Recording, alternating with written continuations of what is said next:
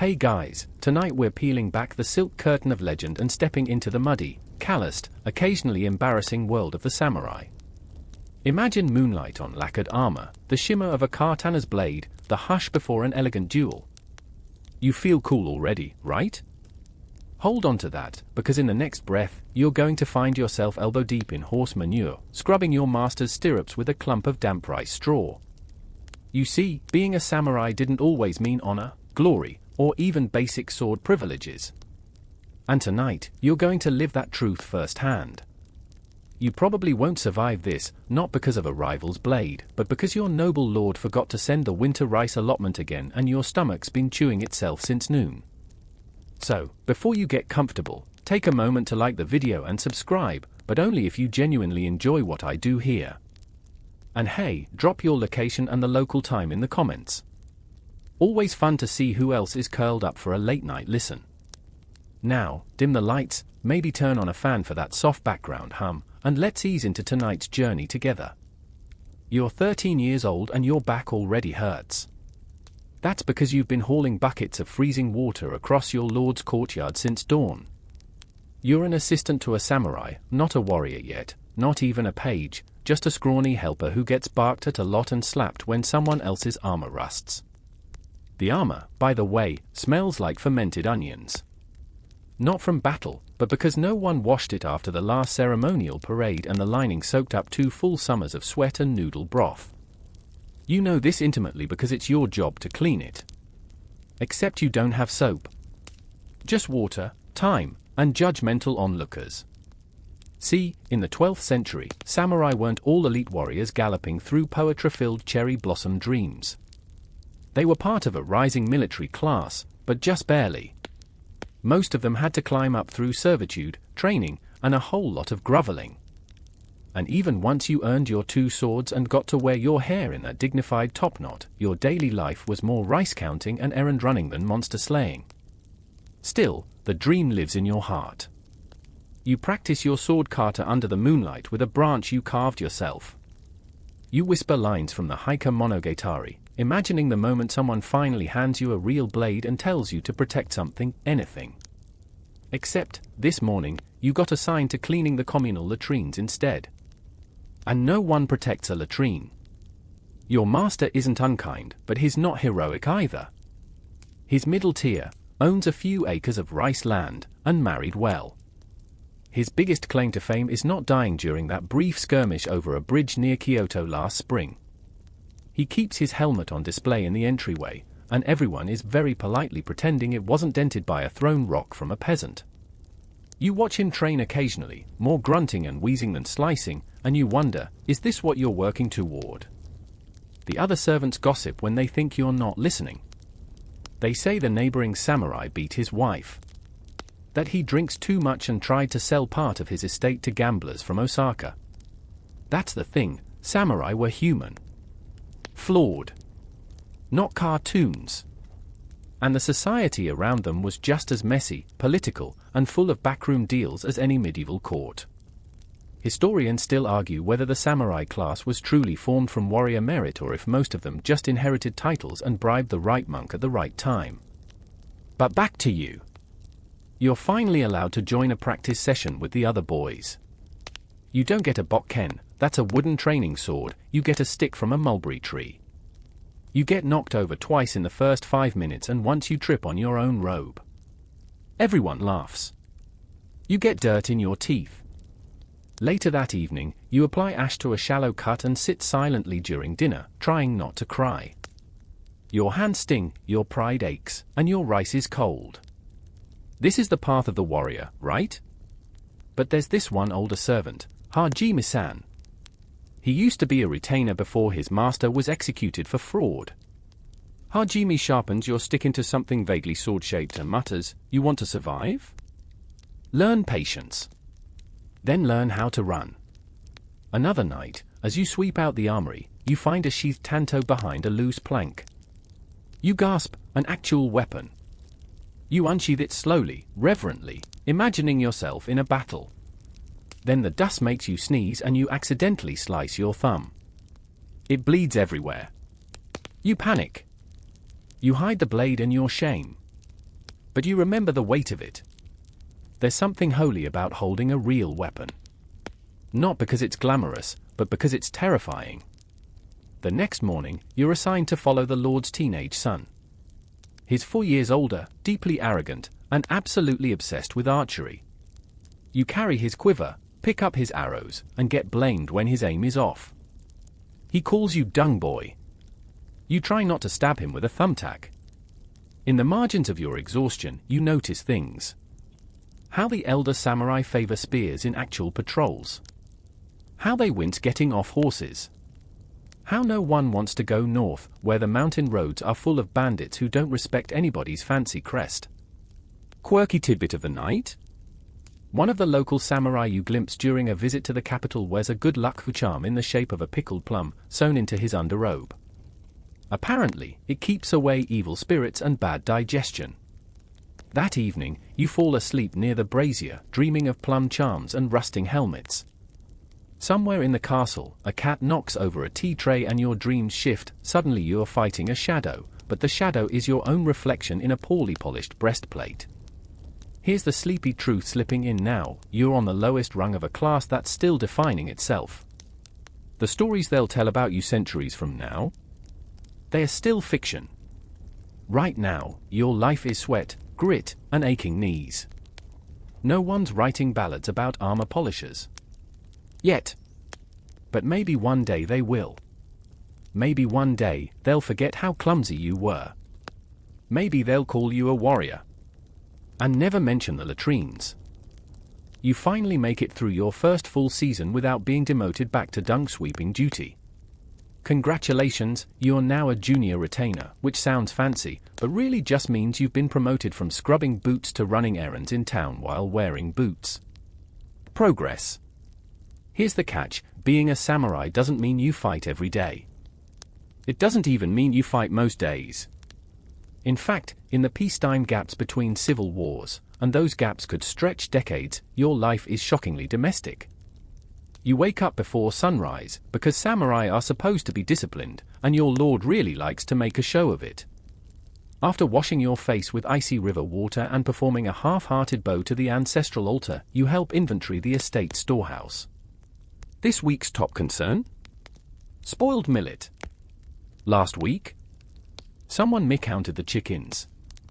You thought you'd be brandishing steel under cherry blossoms, not arguing over poultry. See, many samurai were rural land managers when they weren't fighting. They oversaw rice collection from tenant farmers, made sure taxes got to the central authorities, and tried, usually with limited success, to enforce order on local disputes. In practice, this meant playing bad cop while someone cried about stolen radishes. You're walking through the village with your lord steward, an old man with a limp and a cane that doubles as a moral compass, and he stops in front of a farmer's hut. This man owes 30%, the steward says. He paid 28. What do? You squint at the farmer's terrified face, then at his wife, holding a baby that might be sick, might just be cold. You mutter, 2%, maybe just a warning. The steward stares at you like you just suggested feeding gold coins to chickens. Weakness leads to rebellion, he says, and promptly fines the man a month's labor. You nod, because you're not in charge. Yet. That night you overhear an older samurai complaining. Used to be we carried heads. Now we carry ledgers. Historians still argue whether the samurai class gradually declined into a sort of elite bureaucrat caste, or if this bureaucratic role was always baked into the job description. Either way, it's your reality now: paperwork, taxes, managing irrigation schedules. And people fear you. Not because you're fierce, but because you represent the system. One fringe story going around? A samurai in a nearby province was so bored during a 10-year peace that he invented a fake bandit gang just to justify a mini-campaign. He got caught, of course. But apparently the forged scrolls were beautifully calligraphed. You spend your days delivering messages, reviewing tenant complaints, and one particularly awkward week chasing down a runaway pig that technically belonged to the local shrine. The pig bit you. Twice. At night, your sword practice continues, but it's lonely. There's no teacher now, just you and the dummy post out behind the rice granary. You swing, breathe, swing again. Your grip has gotten better. You can almost ignore the blisters. Still, you worry, what if the fighting never comes? What if all this training is just theater? But then something does happen. A merchant from the south is caught avoiding toll taxes, and your lord is furious. You're summoned with 5 others to confront the man and confiscate his goods. You expect danger. You get paperwork. Lots of it. The merchant refuses to sign the confession form until someone fetches a monk as a witness. You stand by awkwardly for 3 hours while everyone argues over whether sesame oil counts as a luxury item or a necessity. No one draws a blade. You're disappointed, honestly, but also relieved. You wouldn't admit it, but your hands were shaking. Later, the merchant's cousin invites you to tea and tries to bribe you with a silk sash. You decline, mostly because your steward is watching, and he once told a story about a samurai who took a bribe and ended up feeding koi fish with his kneecaps. Samurai were supposed to be above temptation. But the truth? Many weren't. And without clear battles to fight, the line between noble and corrupt got fuzzier than a winter kimono. One older retainer teaches you a sneaky trick: keep a tiny inkstone and brush tucked in your sleeve, because someone always forgets to bring official seals. Power, he says, is just paperwork with a sword standing nearby. You're starting to understand what that means. You get invited to a dinner with minor lords and local magistrates. It's a quiet affair, until someone spills fish sauce on the governor's robe. Suddenly, it's a diplomatic incident. You hold your breath, wondering if someone's going to reach for steel. Instead, they duel, with haiku. Very passive-aggressive haiku. One poem references the stink of sour mackerel. Everyone gasps. The governor leaves early. You learn that social grace is more dangerous than a blade. A misplaced bow can insult a lineage. A wrong word can start a feud. But you're still wondering when the fighting happens. Because yes, samurai were warriors. But no, they didn't fight as often as you'd think. In peaceful eras, like large swaths of the Kamakura and early Edo periods, warriors had to find ways to stay relevant. Some became scholars. Some became poets. Others got into flower arranging, of all things.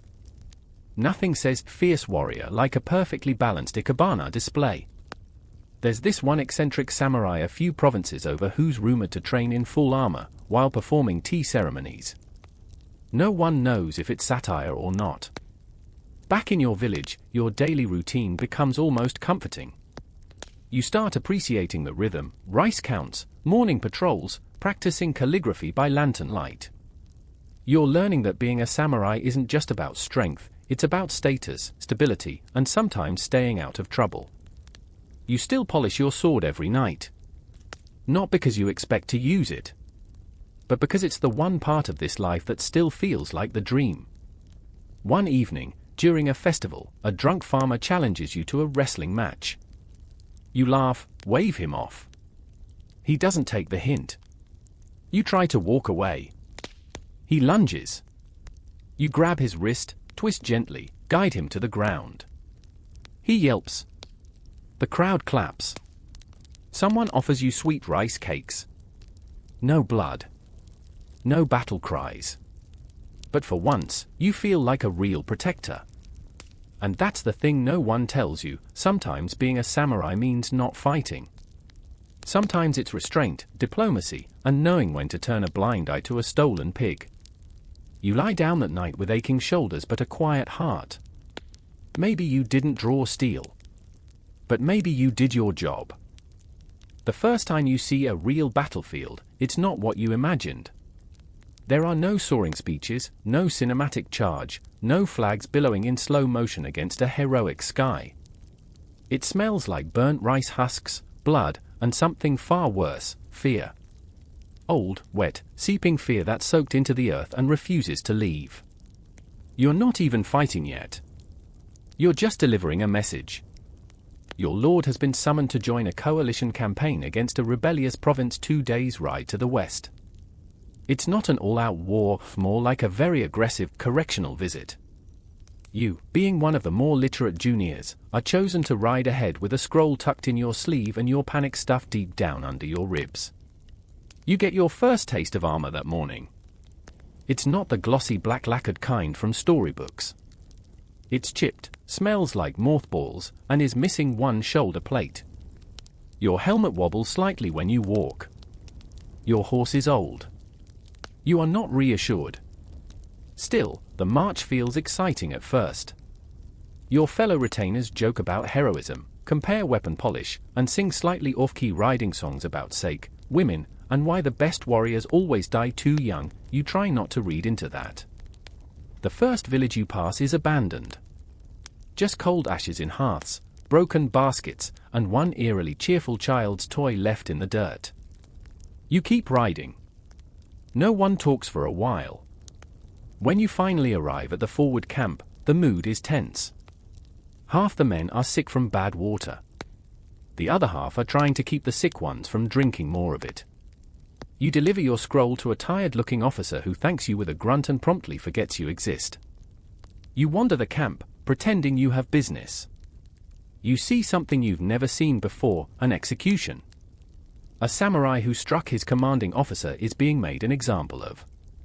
He kneels calmly, hand steady. Another draws his sword and you turn away before it happens. But you hear it. That night, you sleep on packed dirt. You dream of heads that still blink. No one tells you that samurai executed other samurai more often than they actually fought external enemies. That's the ugly reality of military hierarchy, discipline ruled with an iron fan. Fringe tidbit of the night? There's a whispered tale that one daimyo used to test new swords on convicted criminals, not because he needed to, but because he enjoyed counting how many bodies the blade could cleave in a single strike. He even gave each sword a poetic nickname afterward. One was called Lotus Splitter. Another, Autumn Silence. You wake before dawn and are handed a real assignment, accompany a scouting party. Not for glory, just to count how many enemy tents are visible from a nearby hill. You're shaking, but you go. It's only when you get to the hill and look through your borrowed spyglass that the absurdity sets in. The enemy encampment is mostly farmers. You spot wooden pitchforks, old spears with cracked shafts, and one poor soul wielding a frying pan like a club. This isn't a rebellion. It's desperation. Your commanding officer sees it too but doesn't flinch. Peasants don't need reasons, he mutters. They need reminders. You write that line in your travel log later, unsure whether it's wisdom or warning. Back at camp, your unit gets orders. A raid at dawn. You don't sleep. You lie under your blanket, eyes wide, heart thudding like temple drums. When the sun cracks the sky, you ride out. It's chaos. Not the elegant duels of kabuki plays, but muddy, fumbling terror. You don't even get your sword out in time. Someone stabs your horse with a sharpened stick. You fall. You can't breathe. There's a boot near your face, then a spear, then someone pulls you up. It's Hajime-san. Yes, that Hajime, the grumpy old servant. Turns out he rejoined the Lord's Guard just for fun. He grins and yells, told you to learn how to run, before yanking you behind a tree. You survive. Barely. You've got a bruise the size of a melon on your thigh and a dislocated finger. You also lost your helmet somewhere between panic and retreat. Your lord calls the raid a partial success. The reports say enemy casualties, moderate. They don't mention how many of you vomited afterward. And yet, this is the most real you've ever felt. You're not proud of how you fought. But you did fight. And when you washed the blood off your hands, you realized it wasn't even yours. Historians still argue whether samurai battles were decided by bravery, tactics, or just blind chaos. Some accounts read like chess matches. Others? Like food fights with steel. Back at camp, there's a ritual offering. Prayers to the fallen. Even the ones on the other side. A priest chants. You don't understand most of it. But you bow anyway. You're given a new helmet. Doesn't fit any better. But you wear it with a strange kind of pride. And here's the uncomfortable truth no one puts in bedtime scrolls: some of those peasants, they fought better than trained men. They had nothing to lose. That's a dangerous kind of courage. The ride home is quieter. No songs. Just saddle creaks and the occasional grunt. When you return to your village, the people cheer. They weren't there. They didn't see the mud, the fear, the broken teeth. All they see is your armor and your limp and think, hero. You don't correct them. That night, your mother, who pretends not to worry, but absolutely does, serves you extra rice and grilled fish. You eat in silence, head bowed, chopsticks shaking just slightly. Later, in the dark, you touch your sword. It's still sheathed. Still clean. And yet, you feel heavier than iron. You didn't kill anyone. But you came close. You're not sure whether you regret it or just regret how it felt. That's the thing about honor: it sounds great on paper. But once it gets muddy, it's hard to polish clean. You lie awake long after the lamps are out, replaying the moment your horse went down. The shock. The dirt in your mouth. The absurd thought, I hope no one sees me. You survived your first real battle.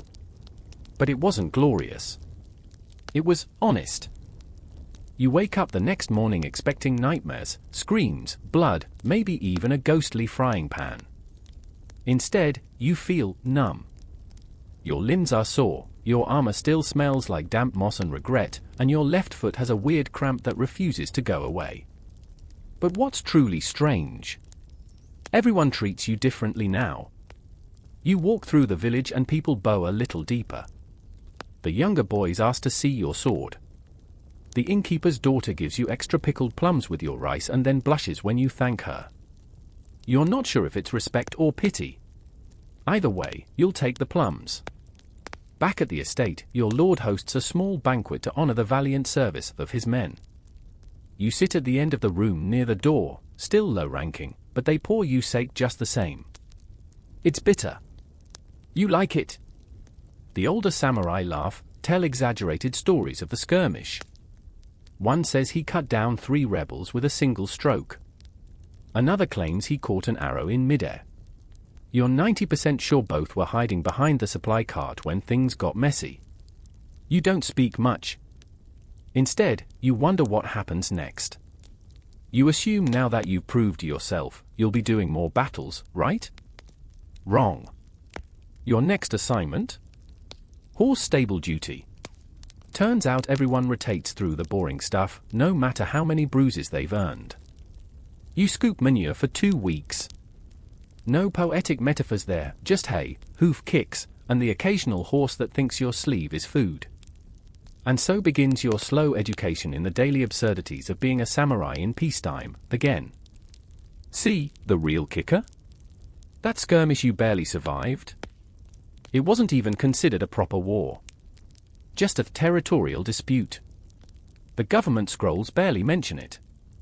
And while samurai did fight fiercely during major conflicts like the Genpei War or the Sengo period, those huge battles were often separated by decades, sometimes even centuries, of relative calm. Historians still argue whether those calm periods were orchestrated by strategic alliances or just exhaustion. Either way, your sword staying in its sheath more than it's swinging. So, what does a samurai do between battles? You already know part of it: manage land, attend ceremonies, break up disputes over who stole whose chicken. But there's also an entire cultural performance you're expected to maintain. Step 1. Look the part. You're given new robes. Technically, they're used, but they've been repaired so well you can't tell unless you stare too long. Which, of course, everyone does, because fashion is status, and every thread has meaning. The color of your hakama? That signals your rank. The angle of your sash? That tells people whether you're available for conversation or training. The way you knot your inner belt? That's apparently a subtle nod to your clan's style. You don't get it, either. But you try. One morning, a visiting retainer compliments your sash. You beam. Then you find out he was being sarcastic. Embarrassing. The social game is ruthless.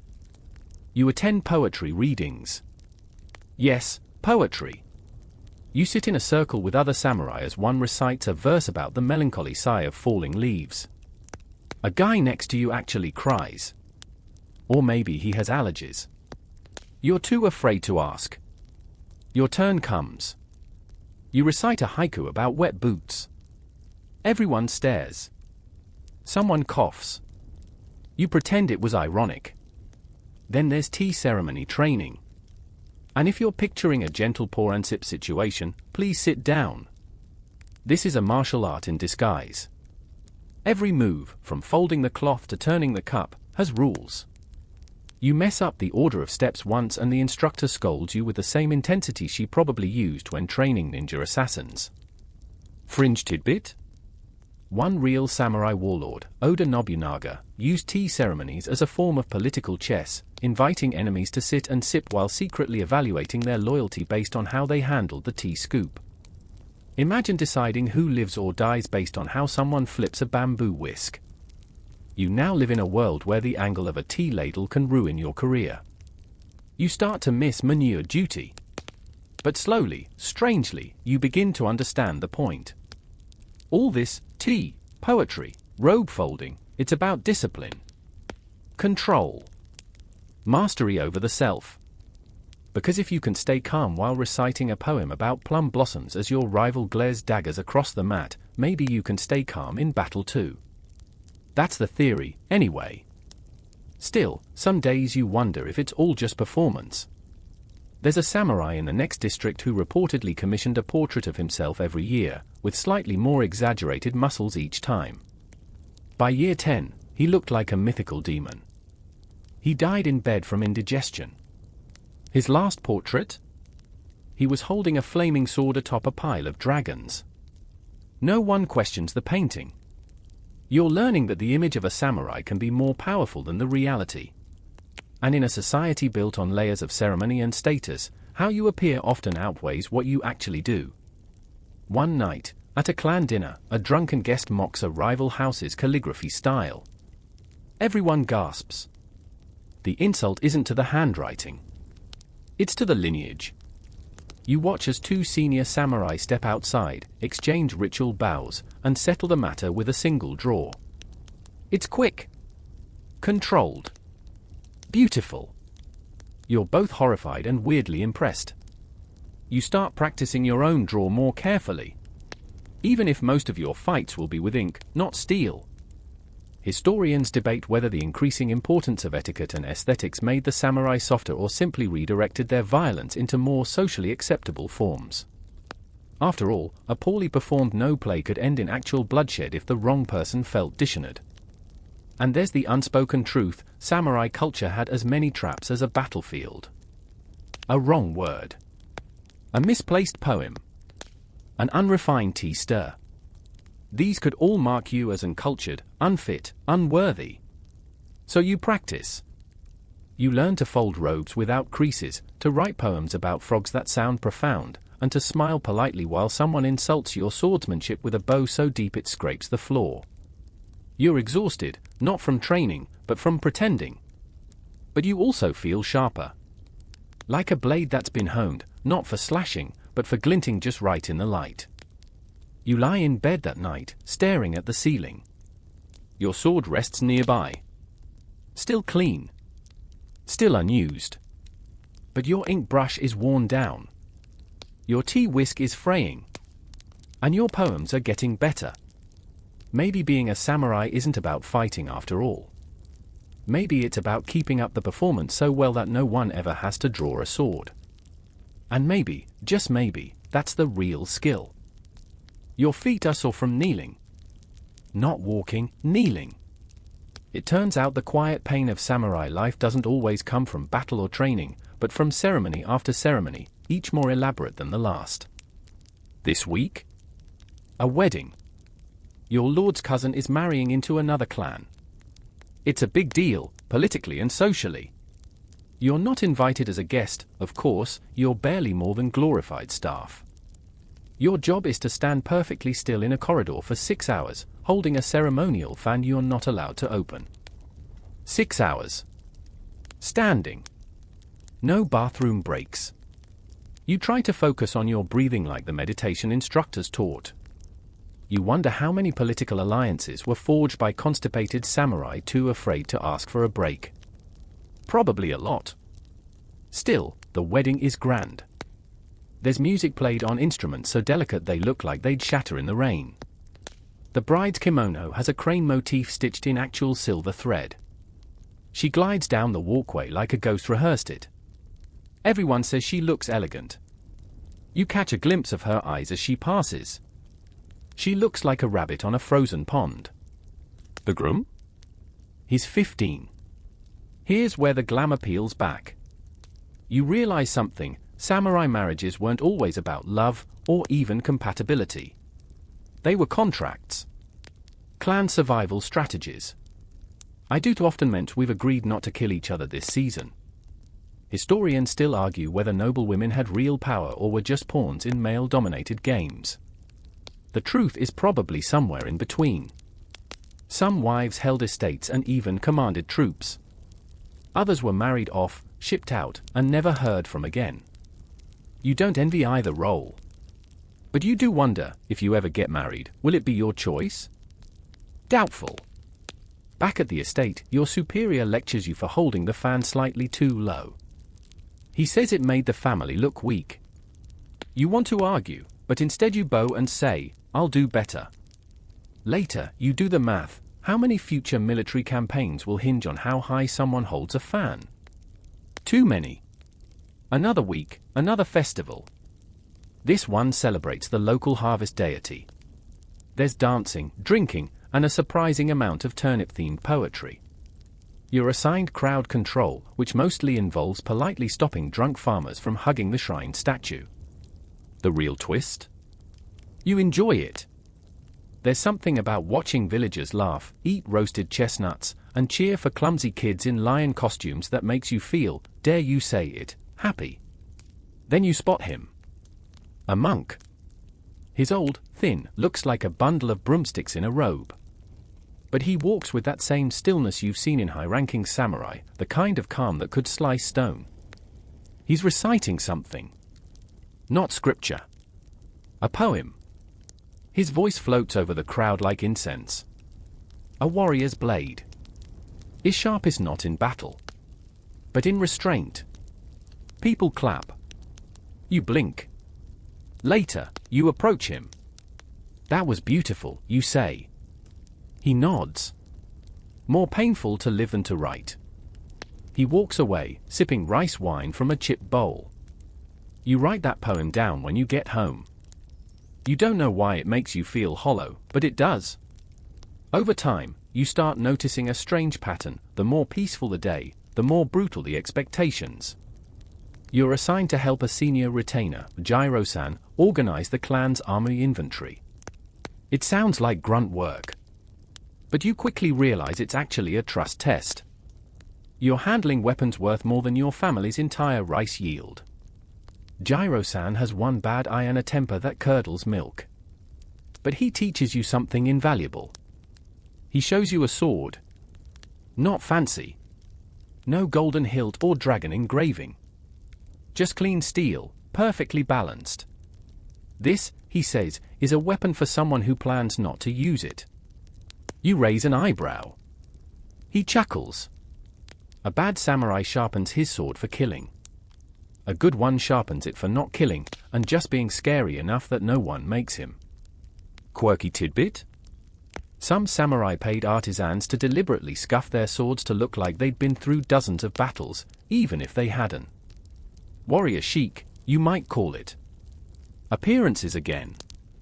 It's all about image. Later, you're assigned to deliver a gift to a neighboring village, a peace gesture for some forgotten slight. You bring a lacquered box of dried persimmons. On the way, you stop by a roadside inn. Inside, you meet another samurai. He's from a northern province, traveling south with a similar assignment. You chat. He's tall, soft-spoken, carries two swords like they're part of his body. He's missing part of an ear. You want to ask why, but you don't. He asks about your lord. You give polite answers. You ask about his. He says, dead. Killed by his own cousin during a sake argument. You pause. He laughs. You eat sober together in silence after that. Before parting ways, he hands you a scrap of cloth. It's embroidered with a simple phrase. Be strong. Stay still. You don't know why that hits you harder than any sword blow. Maybe because staying still is the hardest part. You arrive at the village, deliver the persimmons, bow a dozen times, and leave with nothing but a stomachache from over-politeness. That night, you dream of silver cranes and broken fans. You wake up to a rooster and the sound of sparring practice in the courtyard. You roll out of bed, dress, and head outside. Your blade is still clean. Your fan, however, is perfect. You're sitting under a plum tree, trying to scratch an itch on your back without making it obvious. That's harder than it sounds when you're in formal robes, and an elder monk is giving a lecture on the virtues of stillness. You manage to shift just enough to reach the itch, sweet relief, only to catch your instructor's eye mid-scratch. He pauses. You freeze. He blinks slowly and continues, as if to say, I saw that, and I will remember it. You try to focus again, because today's lesson isn't just spiritual, it's political. The monk speaks not only of stillness in battle, but of stillness in strategy, how clans win more wars by waiting than fighting. How, sometimes, survival depends less on your blade and more on how long you can keep from swinging it. A few feet away, your fellow trainees are fighting to stay awake. One nods off and gets rapped on the head with a bamboo pointer. You flinch in sympathy. But the lesson sticks. Maybe because it's so different from what you expected when you first picked up a sword. You thought samurai life would be duels, banners, charging into the wind. Instead, it's tea, treaties, and waiting for rice shipments to clear. And it's about to get even more bureaucratic. Today, you're summoned to assist the magistrate's scribe. Not glamorous work, but important.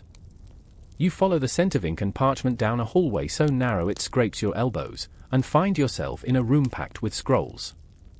Hundreds of them. Land deeds, tax records, marriage contracts, rice inventories, fishing rights, temple donations. Someone has to copy, catalogue, and verify every one. That someone is now you. Start with these, the scribe says, handing you a stack taller than your head. Neat handwriting. No smudges. You take a breath and begin. Here's the thing nobody tells you about being a samurai, you're also a bureaucrat. Not always. Not forever. But in peacetime, someone has to manage the country, and it turns out that warriors make decent managers, at least when they're sober, not dueling, and mildly afraid of paper cuts. You spend days learning the strange, silent language of record keeping. A double stroke here means a debt. A vertical tick? Tax exemption. A circled rice grain? Disputed harvest yield. At night, your dreams are filled with floating kanji and irritated landlords. You expected to die by the sword. You did not expect to nearly pass out from calligraphy-induced eye strain. Fringe tidbit? Some clans had official war scribes who followed generals into battle, not to fight, but to write, documenting strategy, keeping ledgers, even sketching maps with brushes made of badger fur. These guys sometimes earned more respect than junior samurai. Historians still argue whether samurai administration was genuinely effective or just rigid theater. It looked impressive, wax seals, ornate language, perfectly stacked scrolls. But more than one rebellion started because someone messed up a decimal on a rice tax. You now triple-check your decimals. One afternoon, while cataloguing property disputes, you uncover something odd. A farmer claimed land your clan technically owns. But he's got paperwork. Seals. Signatures. You bring it to the scribe. He raises one eyebrow, reads it, and sighs. Old deal. Made during the famine. probably forgotten. You ask what happens now. He looks at you. What do you think should happen? You freeze. A test? You weigh it. By law, the farmer should forfeit the land. But by logic and basic decency, it's clearly his. His family's probably been farming it for a generation. You swallow. We let him keep it. The scribe smiles faintly. You'll make a terrible tax collector. But he stamps the scroll. Good call. Later, over barley tea, he tells you something that sticks. Honor isn't always about loyalty to your lord. Sometimes it's about loyalty to reason. You carry that with you. You also start noticing how many samurai struggle with this balance between serving a system and doing what's right. There's Tetsuo, who fined a family for fishing without a license, then secretly bought their fish at full price so they wouldn't starve. Or Hani, who publicly punished a merchant for cheating peasants, but quietly paid for the peasant's medicine herself. Most of these acts go unnoticed. Uncelebrated. But they're there. Tiny revolts within the machine. And then, one day, the machine breaks. Word comes from the southern province, a tax rebellion. A group of peasants, pushed past the limit, have refused to pay. Worse, they've armed themselves with farming tools and barricaded their village. It's a mess. Your lord holds a meeting. Some samurai want to crush the rebellion immediately. Others urge negotiation. You watch the debate, silent, until your name is called. Your opinion, your superior asks. You blink. You're not used to being asked. But you've read the reports. You've seen the numbers. They were overtaxed, you say. Unjustly. Silence. Someone clears their throat. Your superior frowns. So you support rebellion? No, you say. I support not pushing people to rebel. Another silence. Longer. Then, surprisingly, a nod. Negotiators are sent. No blood is spilled. For now. Historians still argue whether these small uprisings were signs of systemic failure or just inevitable hiccups in a feudal system that stretched too thin. You're starting to think it's both. The structure works, but only when the people holding it up care enough to bend rather than break. And you? You've started to bend. That night, you wander to the edge of the estate and sit by a pond. Fireflies blink around you like tiny drifting lanterns. Somewhere, a cricket orchestra is warming up. You think about the farmer. The rebellion. The ink-stained scrolls. You draw your sword, not to swing it, but to clean it. Carefully. Reverently. It still gleams. Still unused. But now, when you look at it, you don't see just a weapon. You see a tool of responsibility. A symbol of something you're still trying to define. You remember the monk's voice, sharpest in restraint. Maybe the real strength of a samurai isn't how they fight. Maybe it's what they protect. Even from their own system. You wake to the smell of burning wood and the sharp clang of a blacksmith's hammer. The estate is stirring. Today is sword polishing day, the ritual that follows battle drills and poetry recitals but is infinitely less glamorous. You join the smithy courtyard, where seasoned artisans wield polishing stones like painters with brushes. The air is thick with the scent of heated metal and sweat. You roll up your sleeves, dip your cloth into oil, and start stroking your blade in slow, deliberate arcs. It's almost hypnotic. You've heard stories of samurai polishing their swords for hours on end, some claiming the ritual was more important than the fight itself. The sword wasn't just a weapon. It was an extension of the soul. And a dull soul, like a dull blade, was a danger to everyone. You try not to think about the irony. A dull blade is often safer for the wielder, less chance of cutting yourself during drunken nights or fumble duels. Quirky fact, some samurai used rice bran mixed with charcoal as a polishing paste, claiming it made the blade sing during battle. You're skeptical, but the smith laughs when you ask. He says, a sword that sings too loudly attracts the wrong kind of attention. You chuckle. You try not to sing yourself. While you polish, a junior samurai named Kenta complains loudly about his lord's latest orders: more taxes, stricter curfews, endless paperwork. You listen, nodding slightly. The grumbles are familiar. Sometimes I think, Kenta says, we're less warriors and more glorified accountants with swords. You agree silently. You remember your own paperwork nightmare last month. The rice tax scrolls. The land disputes. The rebellion you barely helped to prevent. But here's a thing, despite the boredom, the bureaucracy, the endless paperwork, the sword still holds power. It is a symbol, yes, a symbol of authority, honor, fear. And, sometimes, hope. You finish polishing your blade, hold it up to the light, and see your reflection shimmering back. You hardly recognize the tired, calloused face. Your master calls you over.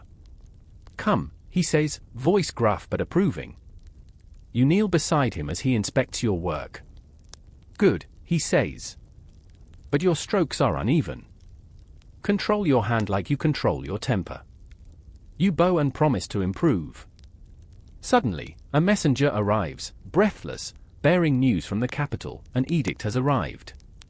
The shogunate demands more samurai to report for service in distant provinces. The mood shifts. You and your comrades trade nervous glances. It means leaving. For how long? No one knows. Kenta mutters, I was just getting used to the paperwork. You try to joke about finally getting to use the sword, but the words feel hollow. Because you're not sure if you want to. The smithy grows silent as the men prepare themselves. Old stories surface, of samurai who returned with medals, of others who never returned at all. You think about your blade, clean, polished, gleaming but still untested in real battle. The Lord summons you to the war room.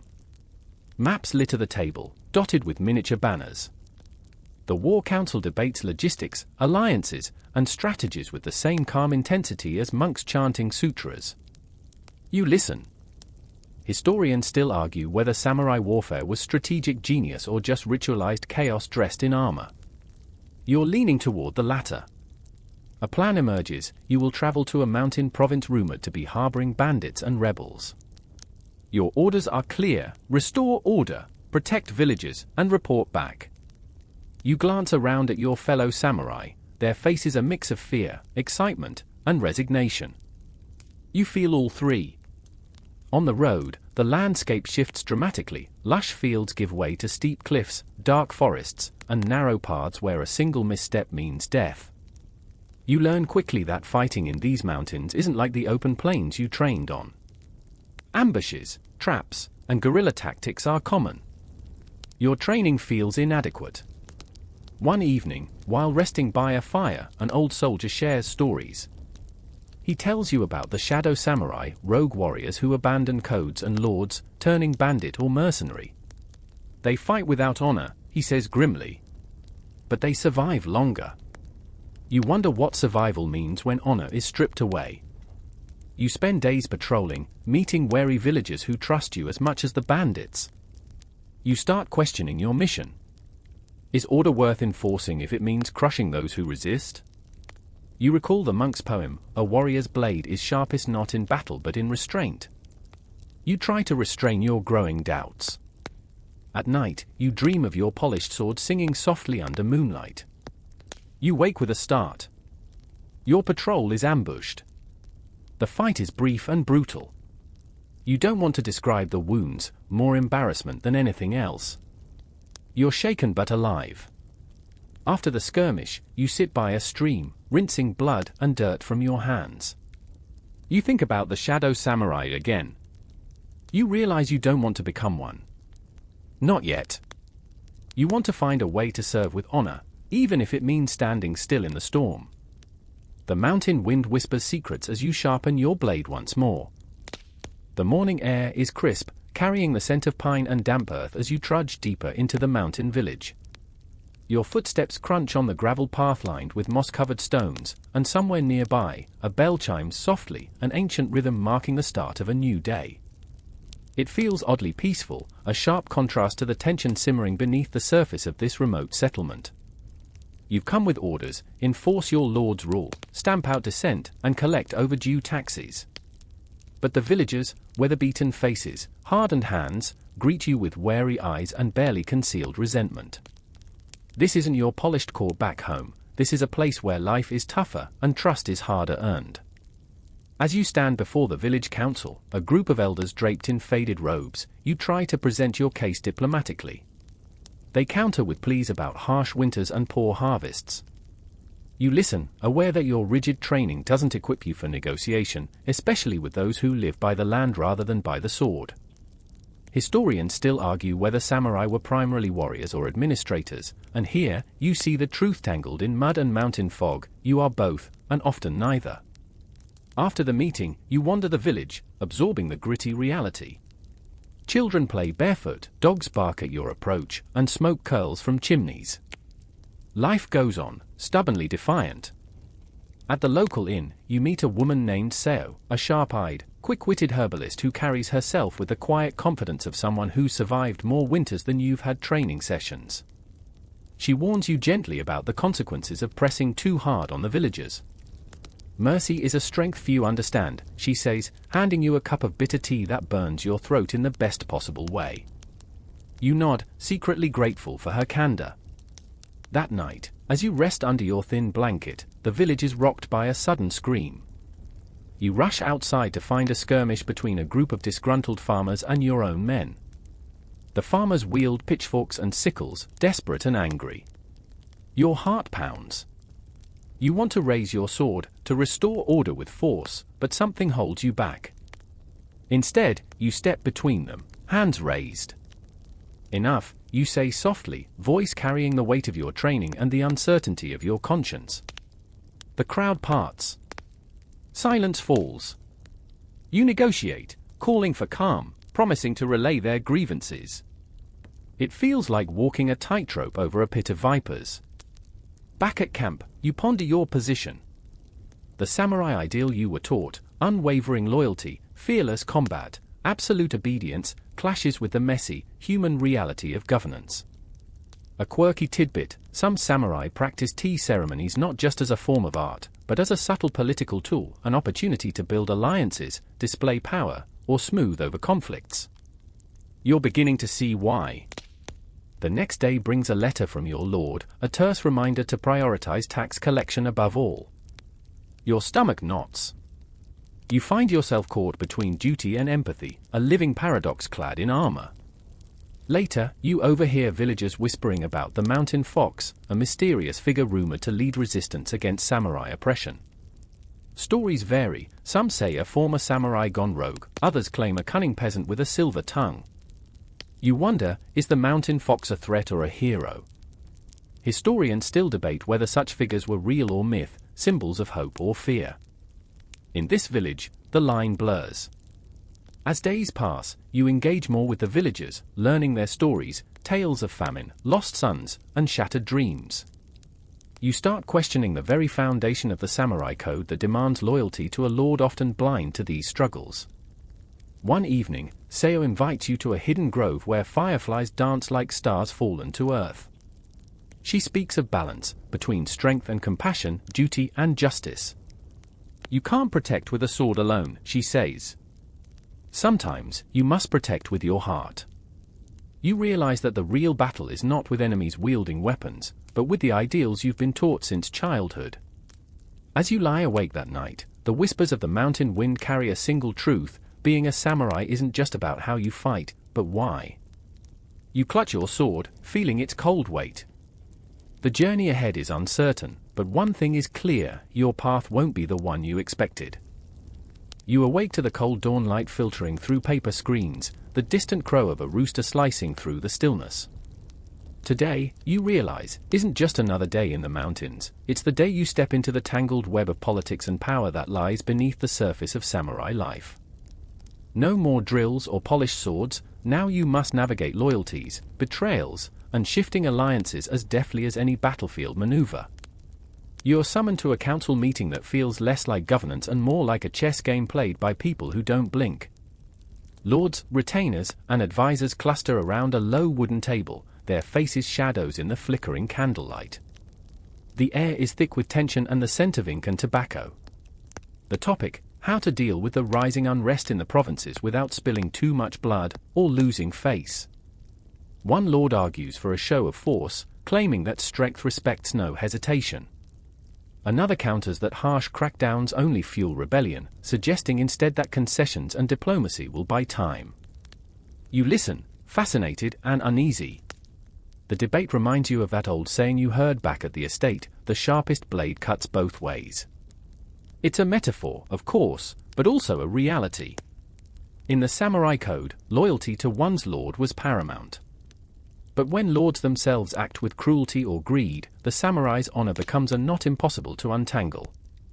Here's a quirky tidbit: some samurai wrote poetry lamenting this very dilemma, their verses filled with longing for simpler times when honor was clear and enemies were visible. One poem compares the samurai's heart to a lantern flickering in the wind, vulnerable but persistent. Historians still argue whether samurai were victims of circumstance or active agents in the political games that ultimately doomed their class. You feel the weight of this question as the meeting drags on. Afterward, you're approached by a messenger bearing a sealed letter, discreetly handed over with a glance that suggests secrecy. It's from a faction within your lord's own ranks, those who believe the current policies are too rigid and dangerous. They propose a secret meeting to discuss alternative strategies, away from prying eyes. You hesitate. Accepting means risking accusations of disloyalty. Refusing might mean complicity in actions you quietly oppose. You accept. That night, you slip away under the cover of darkness to a hidden tea house nestled in a narrow alley. Inside, dim lanterns cast warm pools of light over faces both familiar and strange. The discussion is tense but oddly hopeful. They talk about reform, about balancing tradition with change, about preserving samurai honor in a world that no longer fits the old mold. You share your experiences, the rebellion, the villagers, the growing doubts gnawing at you. A woman with sharp eyes nods thoughtfully. Samurai are not just swords, she says. We are also shadows, whispers, and decisions made in silence. You realize how little you truly understood the layers beneath the armor. Walking home, the night air cool against your skin, you think about the fragile lantern from the poem. Is honor something fixed, or something you carry carefully through the darkness? The answer feels just out of reach. Back in your quarters, you find an old scroll tucked away, a fragment of your family's history. It speaks of ancestors who were not only warriors but scholars, poets, and diplomats. You wonder what parts of that legacy you're meant to embrace. Tomorrow, the battle continues, not with swords, but with choices. You're seated cross-legged on the tatami floor, a lacquered writing board resting across your knees, brush poised above a fresh scroll of washi paper. Outside, the breeze rattles bamboo stalks, and a nearby rooster sounds slightly offended by the lateness of the hour. But inside? Inside you are preparing to write something very UN warrior-like, an apology. See, today is one of those days where your sword is sheathed but your pride is definitely on the chopping block.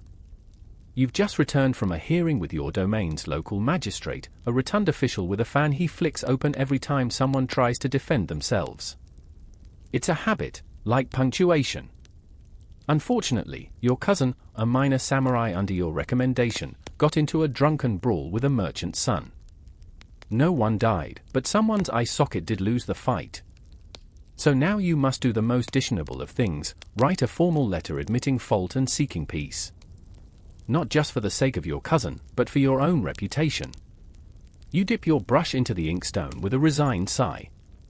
This is one of those unspoken parts of being a samurai that no one mentions in the tales, how often you end up cleaning up other people's mistakes, smoothing over tensions between commoners and warriors, and carefully choosing your words to preserve both humility and hierarchy.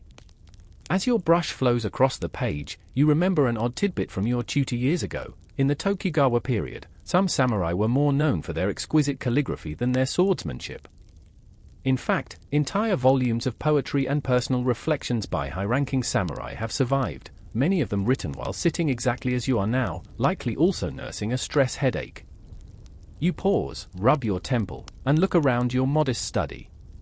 the scrolls on the shelf, the single bonsai tree you're absolutely not qualified to prune, the low table covered in ledgers, all symbols of a life slowly shifting away from the battlefield. The air smells faintly of sandalwood and old parchment. You hear the clink of a teacup outside, your attendant, silently delivering what you hope is something bitter enough to wake your spirit. You think of how this space, serene and still, is a world away from the mythic drama of open combat. Historians still argue whether the increasing focus on literacy and administration among samurai during peacetime was a form of evolution or a slow surrender of their warrior identity. Some see it as noble adaptation, others, a tragic dilution. You? You think it's both. Because even as you pen an apology, you still wear your blades at your side. Once your letter is complete, humble in tone but sharp in structure, you summon a courier. The man bows, tucks the scroll into his sleeve, and disappears down the corridor. You exhale slowly. The first battle of the day has been fought, and not a single drop of blood was spilled. Later, you walk through the administrative quarters of your estate.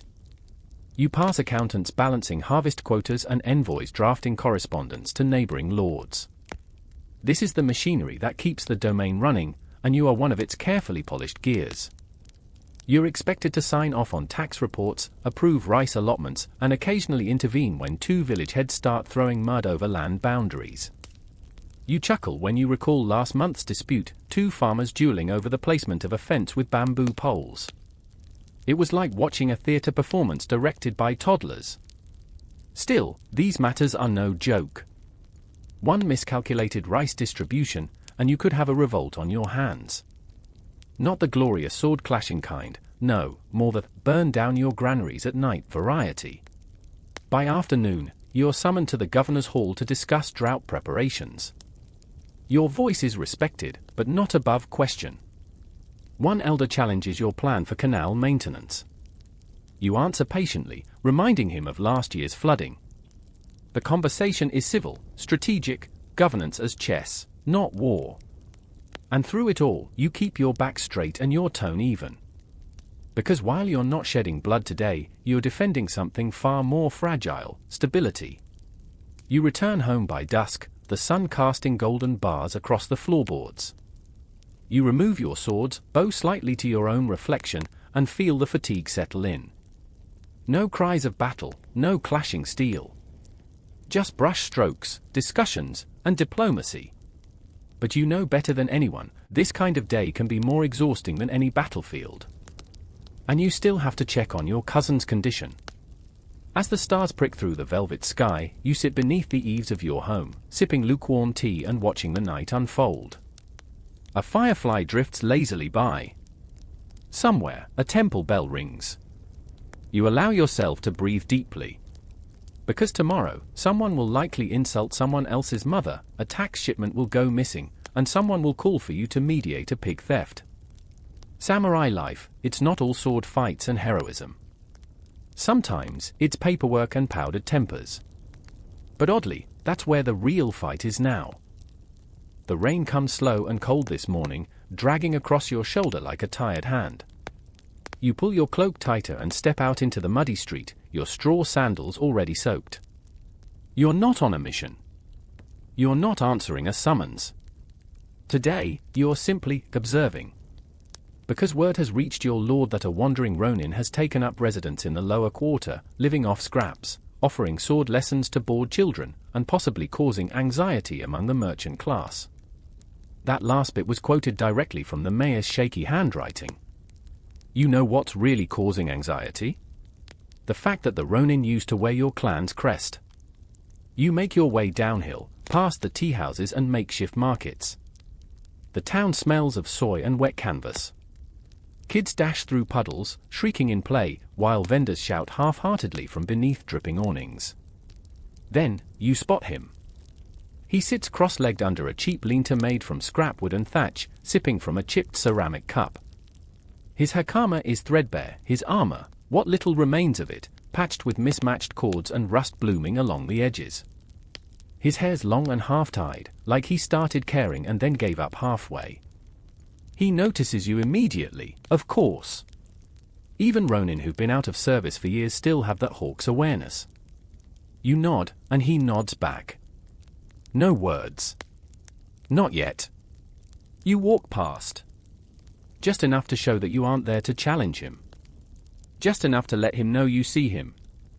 Because here's the thing no one tells you about Ronin: most aren't mysterious wandering swordsmen slicing up evil warlords in the rain. Most are just tired men with nowhere to go and way too many regrets. This guy, his name is Junpei, you later learn, once served under Lord Hoshikawa in the north. That clan folded 3 years ago after a brutal siege that ended in a surrender no one saw coming. His lord committed seppuku. Junpei was offered the honorable choice to follow. He didn't. Historians still argue whether Ronin who refused seppuku after their lord's death were dishonorable or simply survivors in a world that didn't offer many second chances. Junpei chose to live. That choice cost him everything: his title, his stipend, his standing, even his name in official records.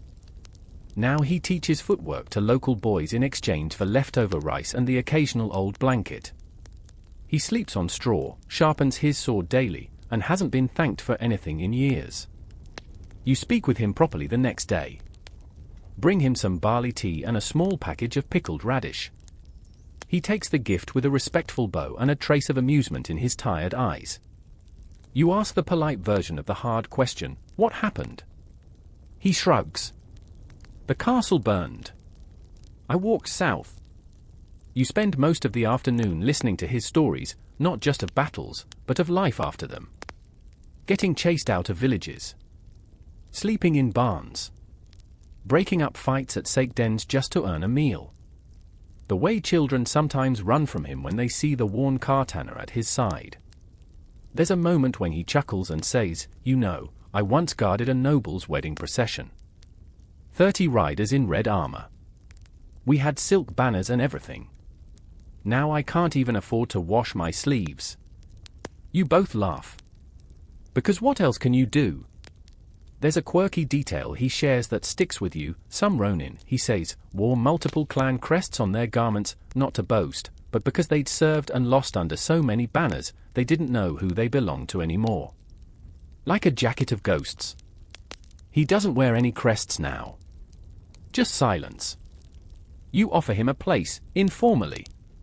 Say there's a need for a trainer at the dojo for low-ranking guards. It wouldn't be an official post, not at first. No uniform. No stipend. But maybe a beginning. He hesitates. Then bows deeply, his forehead nearly touching the ground. You feel strangely embarrassed by the gesture. Later that week, you watch him training 2 clumsy young retainers. He's strict, but not cruel. Sharp, but not bitter. And when one of the kids accidentally smacks himself with a bokken and starts to cry, Junpei crouches beside him, fixes his grip, and says, again. But slower this time. It's strange. A Ronin's life, so feared, so mythologized, is often just a lonely man trying to keep his sword hand steady in a world that has no room for him. You walk home through the mist and think about the line between loyalty and loss. How easy it is to slip from one to the other. How fragile the whole system really is, and how many fall through its cracks. And that night, as you sit by the lamp writing your daily report, you leave his name out. Let him just be Junpei for now. Not a threat. Not a symbol. Just a man trying to start over. You're staring at a chicken. Not because you're hungry. Not because it's doing anything particularly impressive. No, you're staring because this specific, utterly average chicken is now part of a legal dispute that's been dragging on for 3 days. The issue? A samurai's horse stepped on it. Flattened it, actually. And the farmer who owned the chicken is now demanding compensation, roughly equivalent to what you'd pay for a second-hand kimono and a week's worth of noodles. Why are you involved? Because the samurai in question technically answers to your lord, and because this province's magistrate would really rather not get into a paperwork fight with another domain over poultry rights. So you stand there, one hand resting lightly on the hilt of your wakizashi, trying to look judicial and wise while 2 old men shout about the soul of a bird. This is your job now. Despite popular imagination, samurai weren't just roaming Japan like sword-wielding freelancers. They operated under a strict, convoluted, and often deeply frustrating set of laws that governed everything from where they could travel to what kind of robe they were allowed to wear on holidays. And yes, laws that held them accountable when their horses had a bad day. You step into the shade of a plum tree as the argument escalates. The farmer is now crying, which feels a little manipulative, but the samurai is folding his arms and scowling like he's being asked to apologize for stepping on the sun, not a chicken. What's ironic is that the samurai could have simply killed the farmer in some eras, like, say, the chaotic Sengo period, when everything was basically a 24/7 war crime festival. But not anymore. Now, it's the Edo period. Tokugawa Ieyasu and his successors have turned Japan into a rigid, peaceful society run on paperwork, hierarchy, and elaborate face-saving rituals. Samurai who abuse their power? They get fined. Or imprisoned. Or, in extreme cases, invited to write a beautiful poem and then, well, end things themselves with some dignified disembowelment. Historians still argue whether this legal crackdown on the samurai class helped preserve order or stripped them of their autonomy and dignity. You suppose it depends on whether you were the one writing the laws or obeying them. Your mind drifts back to a curious little rule from a law book you once skimmed. Did you know samurai were forbidden from entering gambling dens in some towns, unless they were there to arrest someone? And even then, they had to remove their swords at the door. Imagine that, a warrior with centuries of proud tradition behind him, meekly checking his katana with a guy named Satoshi who runs the dice table. Even fashion was regulated. Too much embroidery on your kosode? Risky. Wearing luxurious silks in the wrong season? A fine. Walking around with an unsanctioned haircut? You'd be reported and possibly shaved bald as punishment, an event referred to with the charming euphemism returning to the monk's path. And you thought middle school had weird dress codes. But the most delicate part of this legal maze wasn't what you could wear or where you could go. It was what happened when you messed up. Let's say a samurai got drunk and killed someone. In the old days, that might have been brushed aside as a warrior being passionate. But in Edo, Japan, even samurai were subject to kanrei, administrative justice. And depending on your rank, you could be fined, imprisoned, exiled, or ordered to perform seppuku, a forced ritual suicide meant to cleanse your shame and preserve your family status. Doesn't feel quite so cool now, does it? You remember a case not long ago. A young samurai, barely 17, caught stealing from the rice storehouse he was supposed to protect. He wasn't evil, just desperate. His mother was sick, and he couldn't afford medicine. You tried to speak on his behalf, but the law was clear. They gave him a chance to redeem his honor. You didn't attend the ceremony. You couldn't. You just remember the sound of the ritual bell and the way the air felt heavier that day, as if the clouds themselves were mourning the boy's choices. You blink and return to the present. The farmer has calmed down. The samurai has muttered an apology, forced, but functional. You quietly arrange a small payment from the castle's emergency fund and remind both men to avoid the main road with livestock. You don't write this part down in your report. It's not exactly the stuff of heroic ballads. Walking back toward the estate, you pass a notice board. The paper tacked to it is yellowing at the edges, but still legible. Any samurai who fails to submit rice tax accounting by the 15th day of the 8th month shall forfeit his stipend for one cycle. You chuckle softly. Another heroic deadline. It's easy to forget that beneath the armor and legend, a samurai was often just a bureaucrat with better accessories. You had to follow procedures. Attend audits. Manage estate lands. Oversee disputes between neighbors who think their fences are 1 inch off. In fact, one of your teachers used to joke that the sword represented 2 blades, one for enemies, the other for red tape. And it wasn't just the lower-ranked samurai feeling the squeeze. Even daimyo had to submit to constant surveillance by the shogunate. Their movements were tracked. Their letters copied. Their marriages arranged. They had to maintain second homes in Edo and rotate residents in an expensive game of hostage musical chairs called Sankinkotai. It was elaborate. It was exhausting. And if you slipped up? Goodbye title. Goodbye income. Sometimes, goodbye head.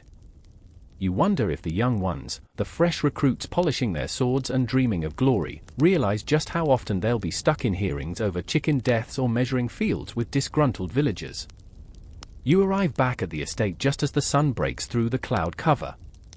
The plum tree in the courtyard is beginning to bud, tiny hints of pink barely visible. A servant bows and informs you the tax inspectors are arriving early tomorrow. Of course they are. You smile. Because samurai life isn't about the dramatic moments. It's about navigating the quiet, tedious, sometimes absurd rules in between. And honestly, that chicken probably had it coming. The sky is low and grey, a thick blanket of clouds pressing down over the paddies. You're on patrol again, trudging down a muddy road flanked by half-soggy bamboo groves and rice fields gone quiet for winter. Your sandals squelch with every step. The only thing louder than your footsteps is your grumbling stomach. You were promised lunch at the last outpost. There was no lunch. What there was, a message nailed to a tree with a dagger: "We are hungry. You will hear us soon." It's signed in charcoal, "The Smoke Farmers." You glance at your companion, a wiry samurai named Ichiro, who looks like he hasn't blinked since sunrise. His hand rests on his katana. Yours does, too. Because here's the thing, samurai were trained to fight armies. Cavalry. Ninjas, even. What they were not prepared for was being outnumbered 50-1 by angry villagers wielding hoes, fishing spears, and an attitude. You remember a saying your former captain once muttered after a 3-day standoff with barley farmers: "The sword is mighty, but the shovel doesn't need training." He was right. Peasant revolts were terrifying, not because peasants were elite warriors, they absolutely were not, but because desperation gives people an edge sharper than steel. And these revolts weren't rare. In fact, they were frequent enough that your clan kept riot response protocols rolled up like emergency fire maps. Historians still argue whether these peasant uprisings were truly political resistance or simply localized explosions of hunger and frustration. Either way, they shook the confidence of many a high-ranking warrior who had never seen battle but now faced villagers threatening to burn down a tax office. The revolts had names: Iki, Hayakush Iki, Uchika Washi. You didn't learn them from textbooks. You learned them when someone threw a burning cart at your gate and screamed, "We haven't eaten millet in 2 weeks." The famous ones? Oh, there were plenty. The Kaga Iki, you remember that one because it made everyone nervous. In the late 1400s, in Kaga province, the peasants didn't just riot, they took over. Literally ran the region for almost a century. Samurai there were demoted, disarmed, or executed. The farmers set up their own sort of proto-government with Buddhist monks. For a while, it looked like the whole samurai system might crumble under the weight of sheer peasant persistence. And then there was the Shimabara Rebellion, 1637. Maybe you've heard of it. That one started with overtaxed, underfed peasants and some persecuted Christians thrown into the mix. It grew fast. Too fast. The rebels seized a castle. That part was impressive.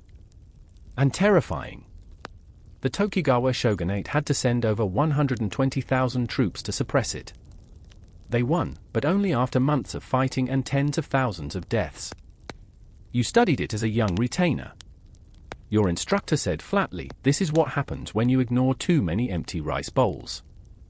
And then he assigned you 2 chapters on disaster prevention logistics. There's a weird little detail from the Shimabara campaign you remember: some of the samurai started dressing like farmers to spy on the rebels. Problem was, they were too clean. There the disguise involved spotless robes and fresh sandals. They were discovered almost immediately and chased out of the camp with literal manure. In the present moment, you duck under the fraying banner of a border checkpoint. It's unmanned. That's not a good sign. You find a discarded naginata leaning against a barrel, rusted, abandoned. You exchange a look with Ichiro.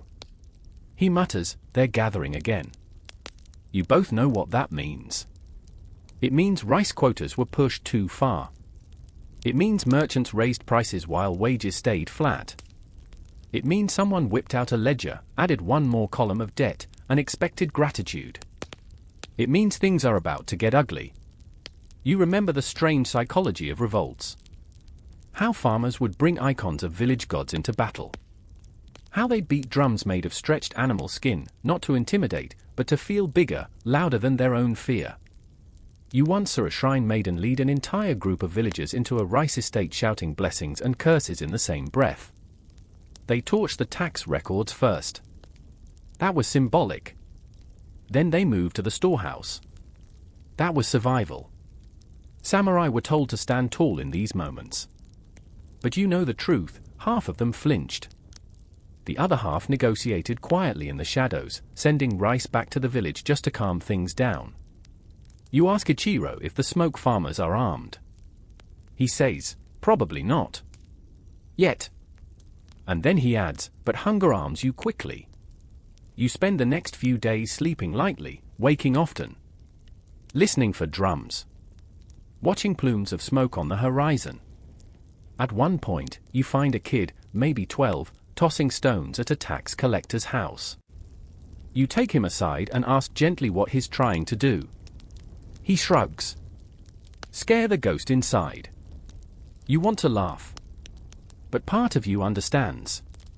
These uprisings weren't always about violence. Sometimes, they were about being seen. Heard. Named. About letting the people above know that policies written in ink could starve children in real time. There's a phrase in the old scrolls, if the peasants do not eat, the sword shall rust. It's not poetic. It's prophetic. By the end of the week, your lord issues a compromise, temporary rice forgiveness for the region. Emergency repairs on 2 irrigation ditches. A new magistrate to replace the one who's been hoarding sake behind locked gates. It works. Barely. The revolt dies quietly, like smoke thinning into the night sky. You and Ichiro sit under the checkpoint gate again, legs stretched, armor dusty. You're staring at your coin pouch like it's personally betrayed you. Not because it's empty, no, you've gotten used to that. It's the clink. Or rather, the lack of clink. The pouch flops in your palm like a withered good. 2 copper mon and a rice coupon. That's it. You slide the pouch back into your sleeve with the elegance of someone pretending it's full. Because perception still matters. And samurai like you? You're supposed to look like you've got your life together.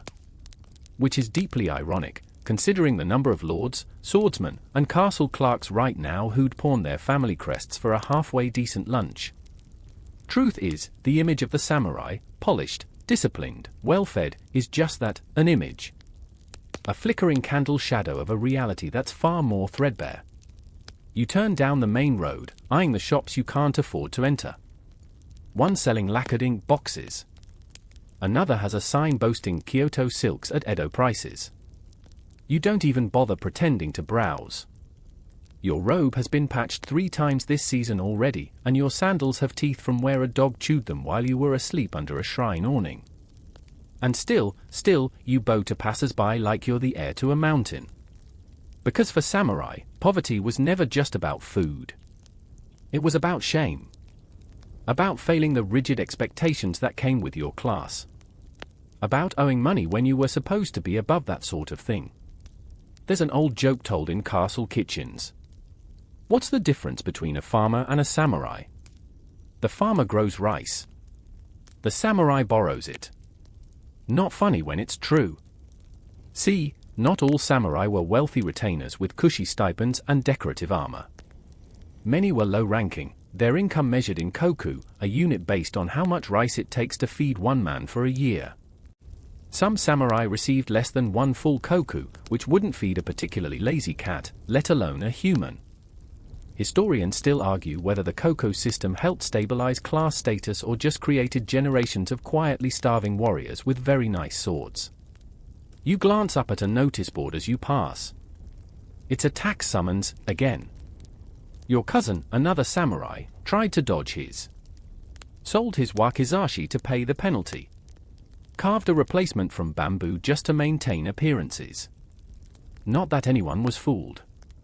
His sword bent sideways when he tried to strike a melon. Money's always been a problem for your kind. And yet, asking for help? Unthinkable. Instead, you learn the subtle art of borrowing. Temporary rice, some call it. Seasonal silver. You once knew a guy who paid off a debt by ghostwriting love letters for a daimyo's son. Problem is, now he's stuck doing it every spring. The kid keeps falling in love. You sit on a bench near a roadside tea house, watching a group of merchants argue over tobacco prices. They're loud, laughing. You glance at your sword, the one thing of value you still own, and feel a strange reversal in your bones. Once upon a time, samurai looked down on merchants. Considered them the lowest class. But now? You rely on their loans, drink their sake, and eat their food when you can afford it. Which you usually can't. In Edo period Japan, many samurai lived like this. Desperately balancing honor with hunger. Their stipends were fixed, paid in rice, not gold. Inflation? Didn't matter. Market prices? Irrelevant. If rice dropped in value, well, tough luck. Meanwhile, merchants, free to trade and hoard and speculate, grew rich. And slowly, painfully, the warrior elite became debtors to the shopkeepers they were supposed to disdain. You once escorted your lord's accountant into a silk shop to negotiate a trade deal. He bowed deeper to the merchant than he did to your daimyo. Later, when you asked why, he just sighed and said, "The merchant feeds my son. The Lord feeds my pride." That one stuck with you. Of course, it wasn't just everyday spending that drained the purse. There were expectations. You had to present gifts at ceremonies, pay for armor upkeep, bribe officials for promotions. And let's not even talk about weddings. Your cousin's marriage nearly bankrupted the entire family. The bride brought 1,000 paper cranes. You brought a second mortgage on your rice field. There's a small street near your barracks, narrow, always in shadow. That's where samurai go to pawn things quietly. Swords, old calligraphy scrolls, family heirlooms. You once saw someone trade a tea bowl said to have belonged to Sen no Reiki himself for enough cash to buy moldy beans and half a chicken. You pretended not to recognize him. Fringe tales whisper of samurai becoming bandits. Not many, but enough. Losing face, losing food, it can twist a man. There's even a story about a Ronin gang who robbed only tax caravans, claiming they were redistributing wealth. The locals called them the Ashblade Wolves. Probably a myth. Probably. And yet, one of them was said to wear an old family crest sewn backwards, to avoid bringing shame while still remembering who he was. You lean back against the bench and close your eyes. Somewhere, someone is clanging pots. Somewhere else, a flute stumbles into a lullaby. Your stomach growls again. You ignore it. Tomorrow, you'll check in with that merchant who sometimes hires samurai to guard sake shipments. It's below your status. But so is starving. The truth is, the samurai path was never about gold. It was supposed to be about service, virtue, discipline. But rice can't mend a torn robe. Honor doesn't pay for medicine when your mother's coughing blood. And reputation? Reputation is delicate. Like porcelain. Beautiful. Expensive. Easy to lose. You're no fool. You know how close you are to slipping through the cracks. You've seen it happen. You once shared sake with a man who recited waka poems between bites of grilled eel. He was elegant, witty. He taught you how to fold a letter with perfect creases.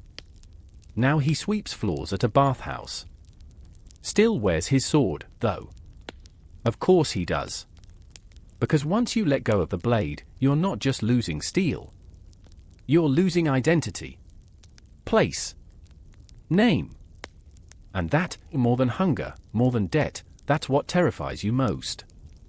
You rise slowly from the bench, adjusting your sleeves.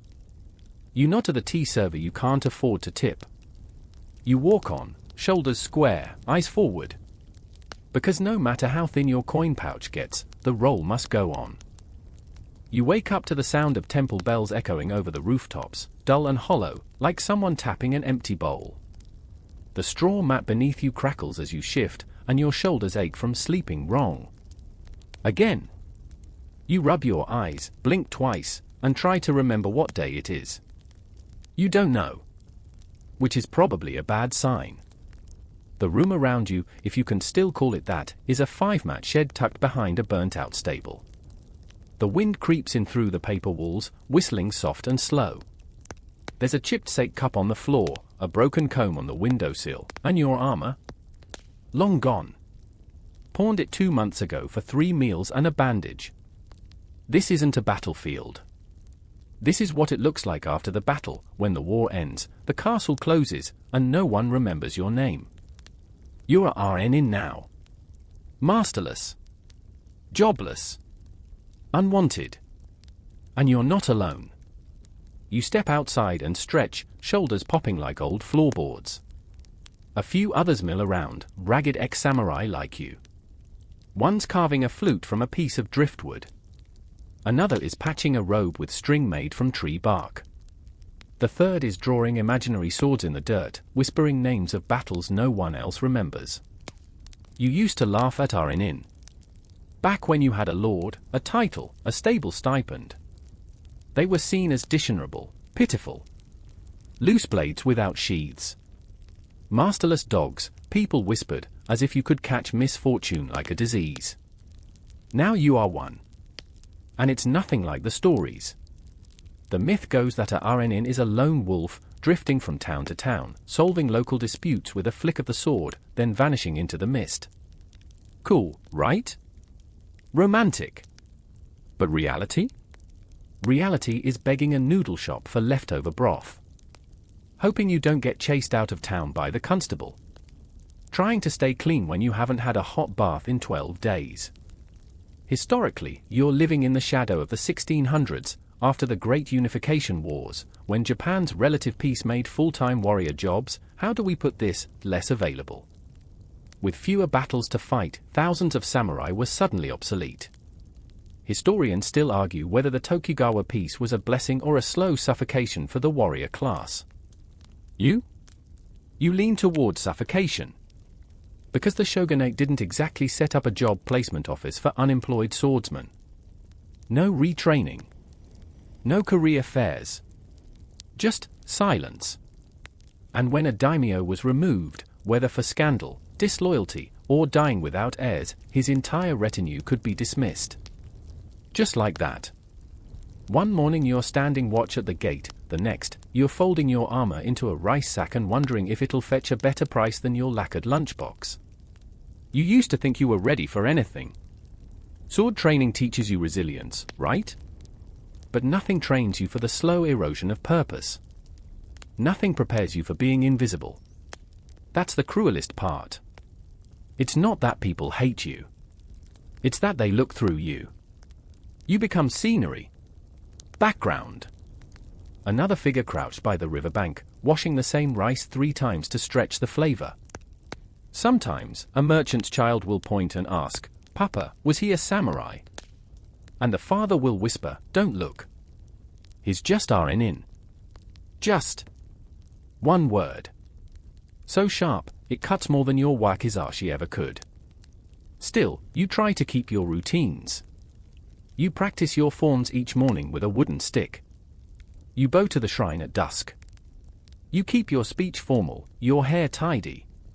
Because even if your life has collapsed like a broken folding screen, the rituals remain. They hold you up when nothing else does. There's a fringe tale you heard recently. About a RN in Osaka who set up a consulting service. He'd offer advice to wealthy townspeople on how to discipline their kids using Bushido values. It worked, for a while. Then someone's kid broke a neighbor's screen with a bamboo sword and blamed the lesson.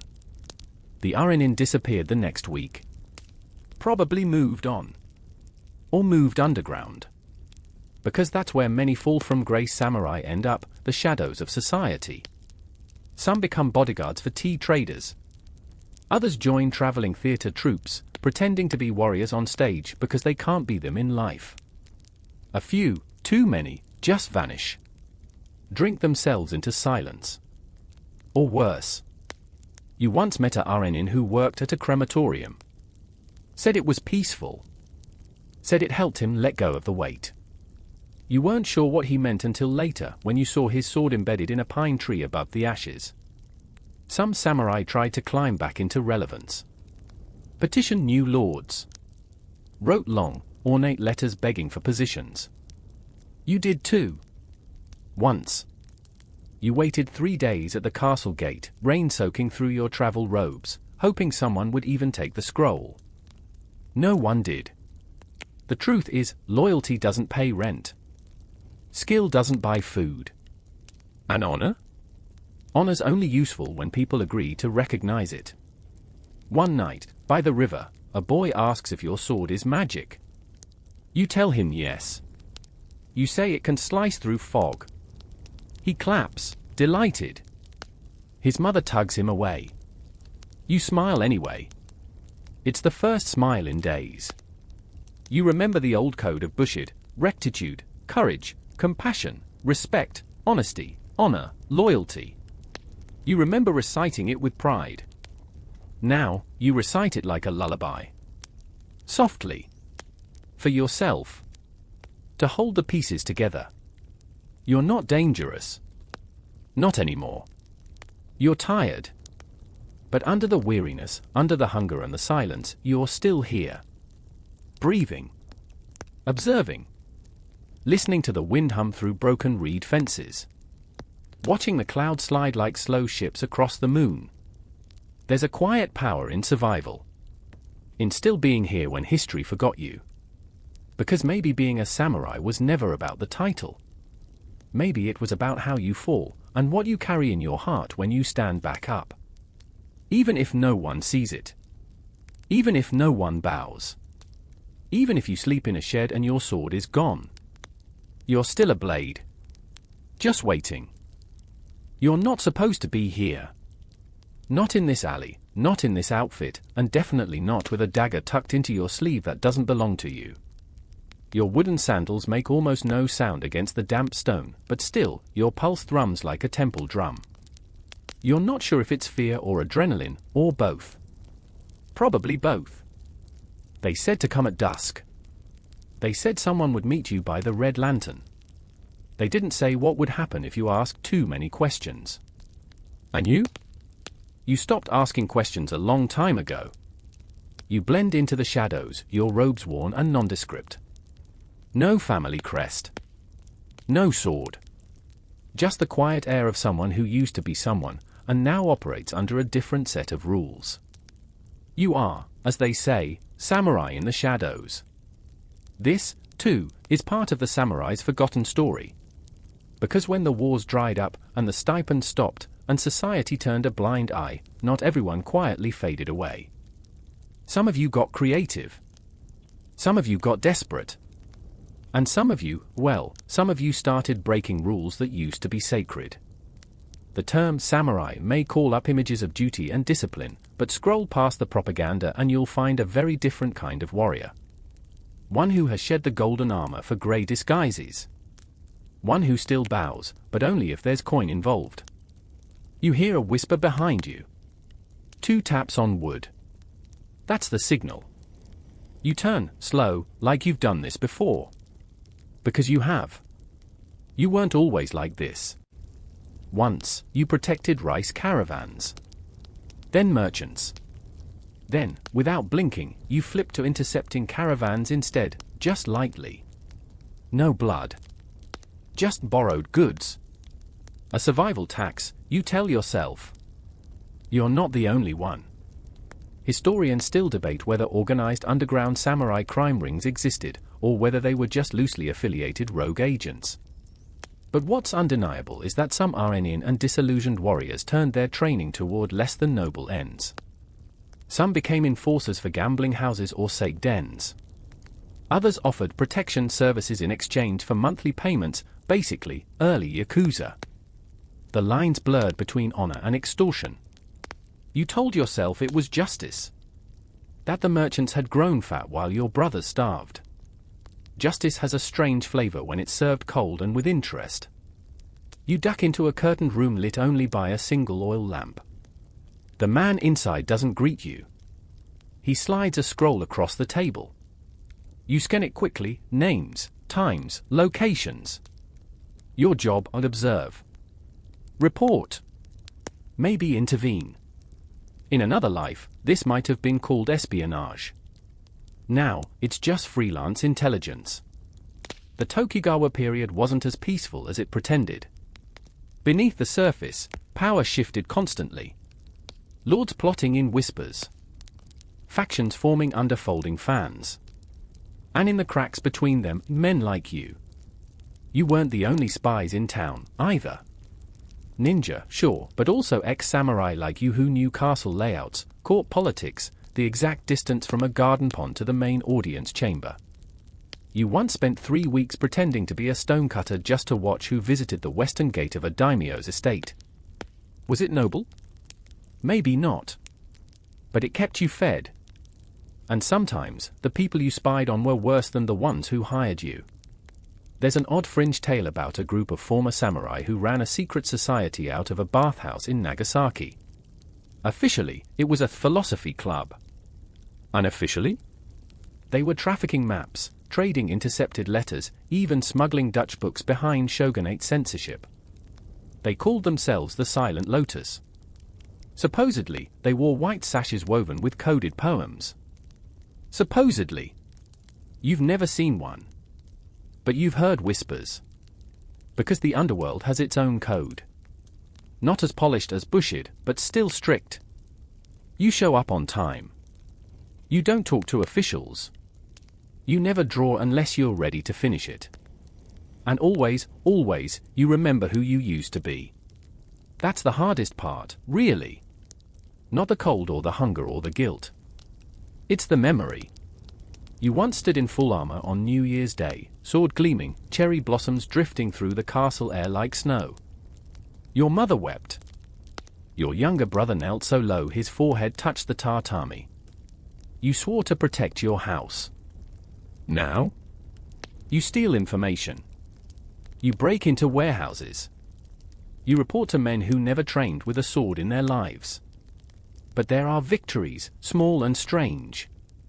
Like the time you intercepted a plot to assassinate a retired magistrate. You got paid in salted fish, a sandalwood comb, and exactly 1 gold coin. You used the coin to buy medicine for an old friend. The fish you shared with a cat.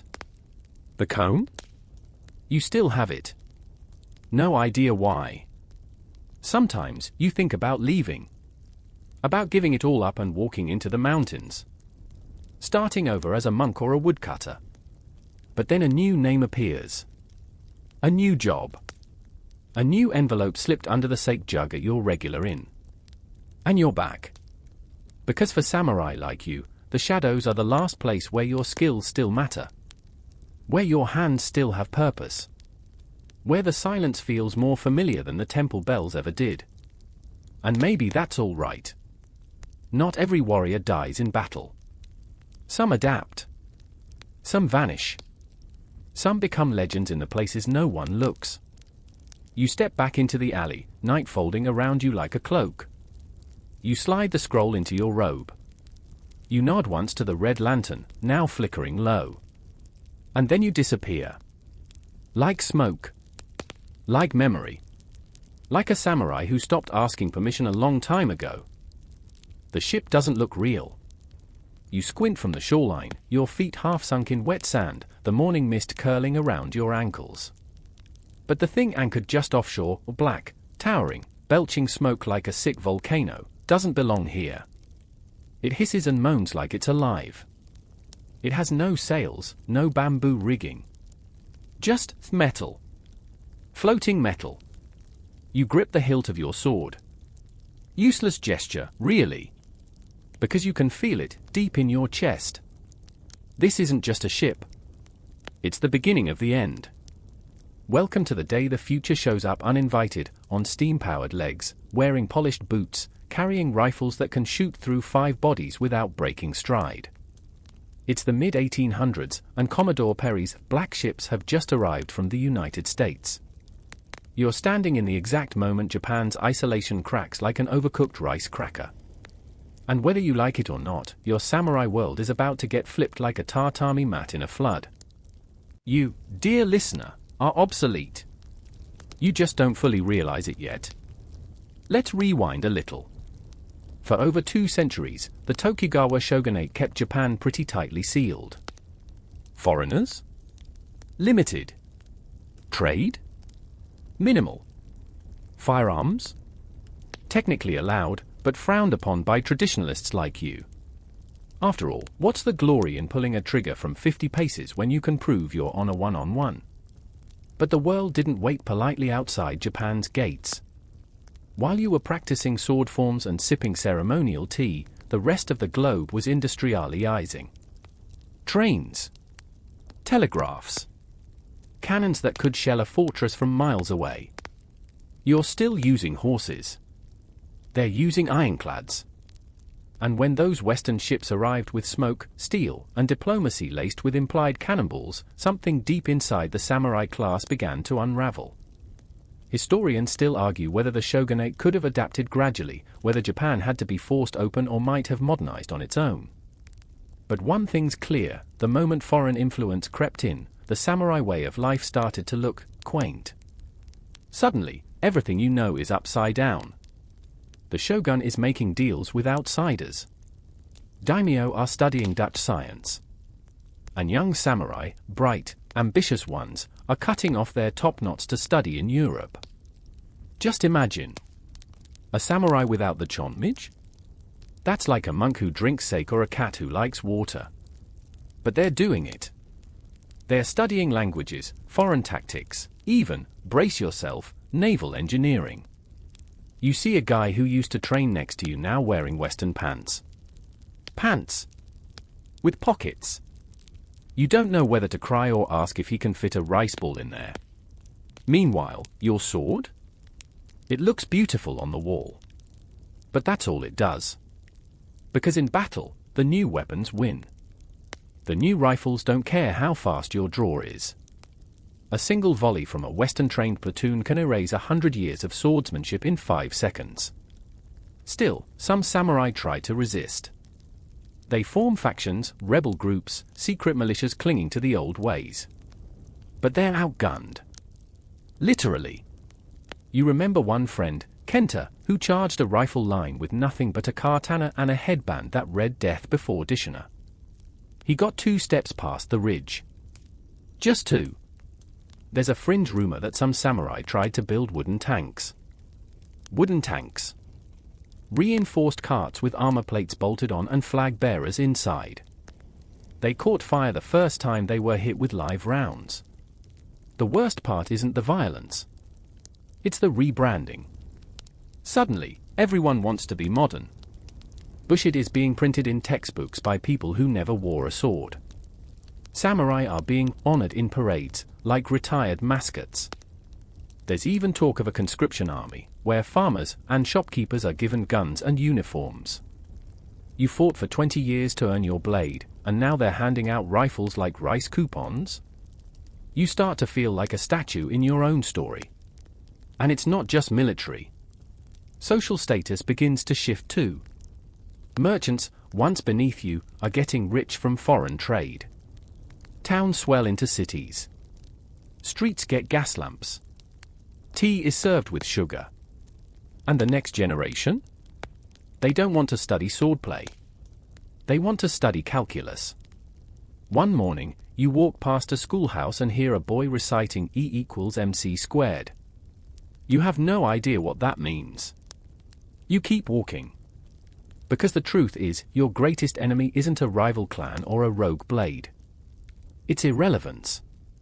You become something people write about, not something they need. You see a painting once, done by a foreign artist. It shows a samurai in full armor, standing on a cliff, gazing out at the sea. Heroic. Stoic. But wrong. You weren't gazing out at the future. You were standing in its way. And it washed over you like a tide made of wires and gunpowder.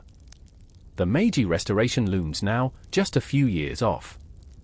And you can already feel the tremor in the ground. Modernity isn't coming. It's here. And you? You have a choice. Try to bend. Or break. But whatever you decide, you know this. The age of the samurai is no longer rising. It's setting. And the ships offshore aren't leaving. The sword is clean. Too clean. You polish it every morning. Same soft cloth, same practice motion. The edge is still sharp, technically. But it hasn't touched flesh, not in years. Maybe decades. You've started to wonder if it ever will again. You used to draw this blade with purpose. It was heavy, real, loud with intent. Now it lives in a lacquered scabbard on a wall that smells like cedar and quiet failure. People bow to it when they enter your home. They ask if it's folded 1,000 times. You nod politely. You don't mention the blade has mostly cut paper and air lately. Because now, your sword is less of a weapon. And more of a vibe. You're not alone. All across Japan, men like you, men with calloused hands and aching knees, are discovering the same hollow truth. The samurai, once terrifying warriors and power brokers, are becoming stage props in the theater of empire. Not generals. Not guardians. Symbols. And you can feel the shift in your bones. It starts subtly. A speech here. A ceremony there. The emperor, restored to divine prominence, now strides through ornate parades with former samurai standing rigid in perfect formation, not as bodyguards, but as ornaments. You're no longer meant to fight. You're meant to represent.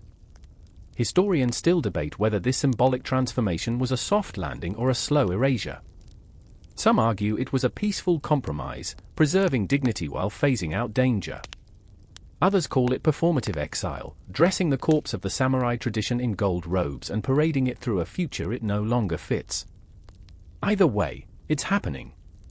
One day you're leading men into mountain passes. The next, you're pouring tea for foreign diplomats.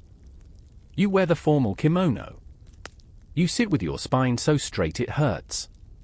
You recite classical poetry, lines you never cared about when your life depended on reading wind patterns, not verse. Someone hands you a fan. A fan. Not even a war fan. Just a dainty thing with cranes and plum blossoms. You try not to grip it like a weapon. They say this is progress. They say the sword is now a cultural artifact. You remember when it was a declaration. There's a new term being whispered in city salons and reprinted in Western newspapers, Bushido. Not the messy, real version you lived through, with muddy sandals and political betrayals. No, this is the rebranded Bushido. Romanticized. Sanitized. Packaged for export. Foreign scholars begin writing books about the samurai soul, complete with cherry blossoms and noble deaths. You laugh, once, when you read that real samurai never feared pain. You remember 2 grown men crying after a hot miso burn. But this version of Bushido isn't for you. It's for them. The tourists. The school children. The rising middle class looking for a past they can be proud of without actually living through it. Your sword becomes an heirloom. Your armor is lacquered and set in glass. Your battlefield becomes a photo studio. You sit for portraits now, holding your katana like a museum exhibit. The photographer tells you to look wise. You try to look like you haven't been replaced by a cabinet full of rifles and a government salary that wouldn't feed a decent horse. Sometimes, they invite you to stage demonstrations. Kata, they say. Forms. Poses. Movements frozen in time.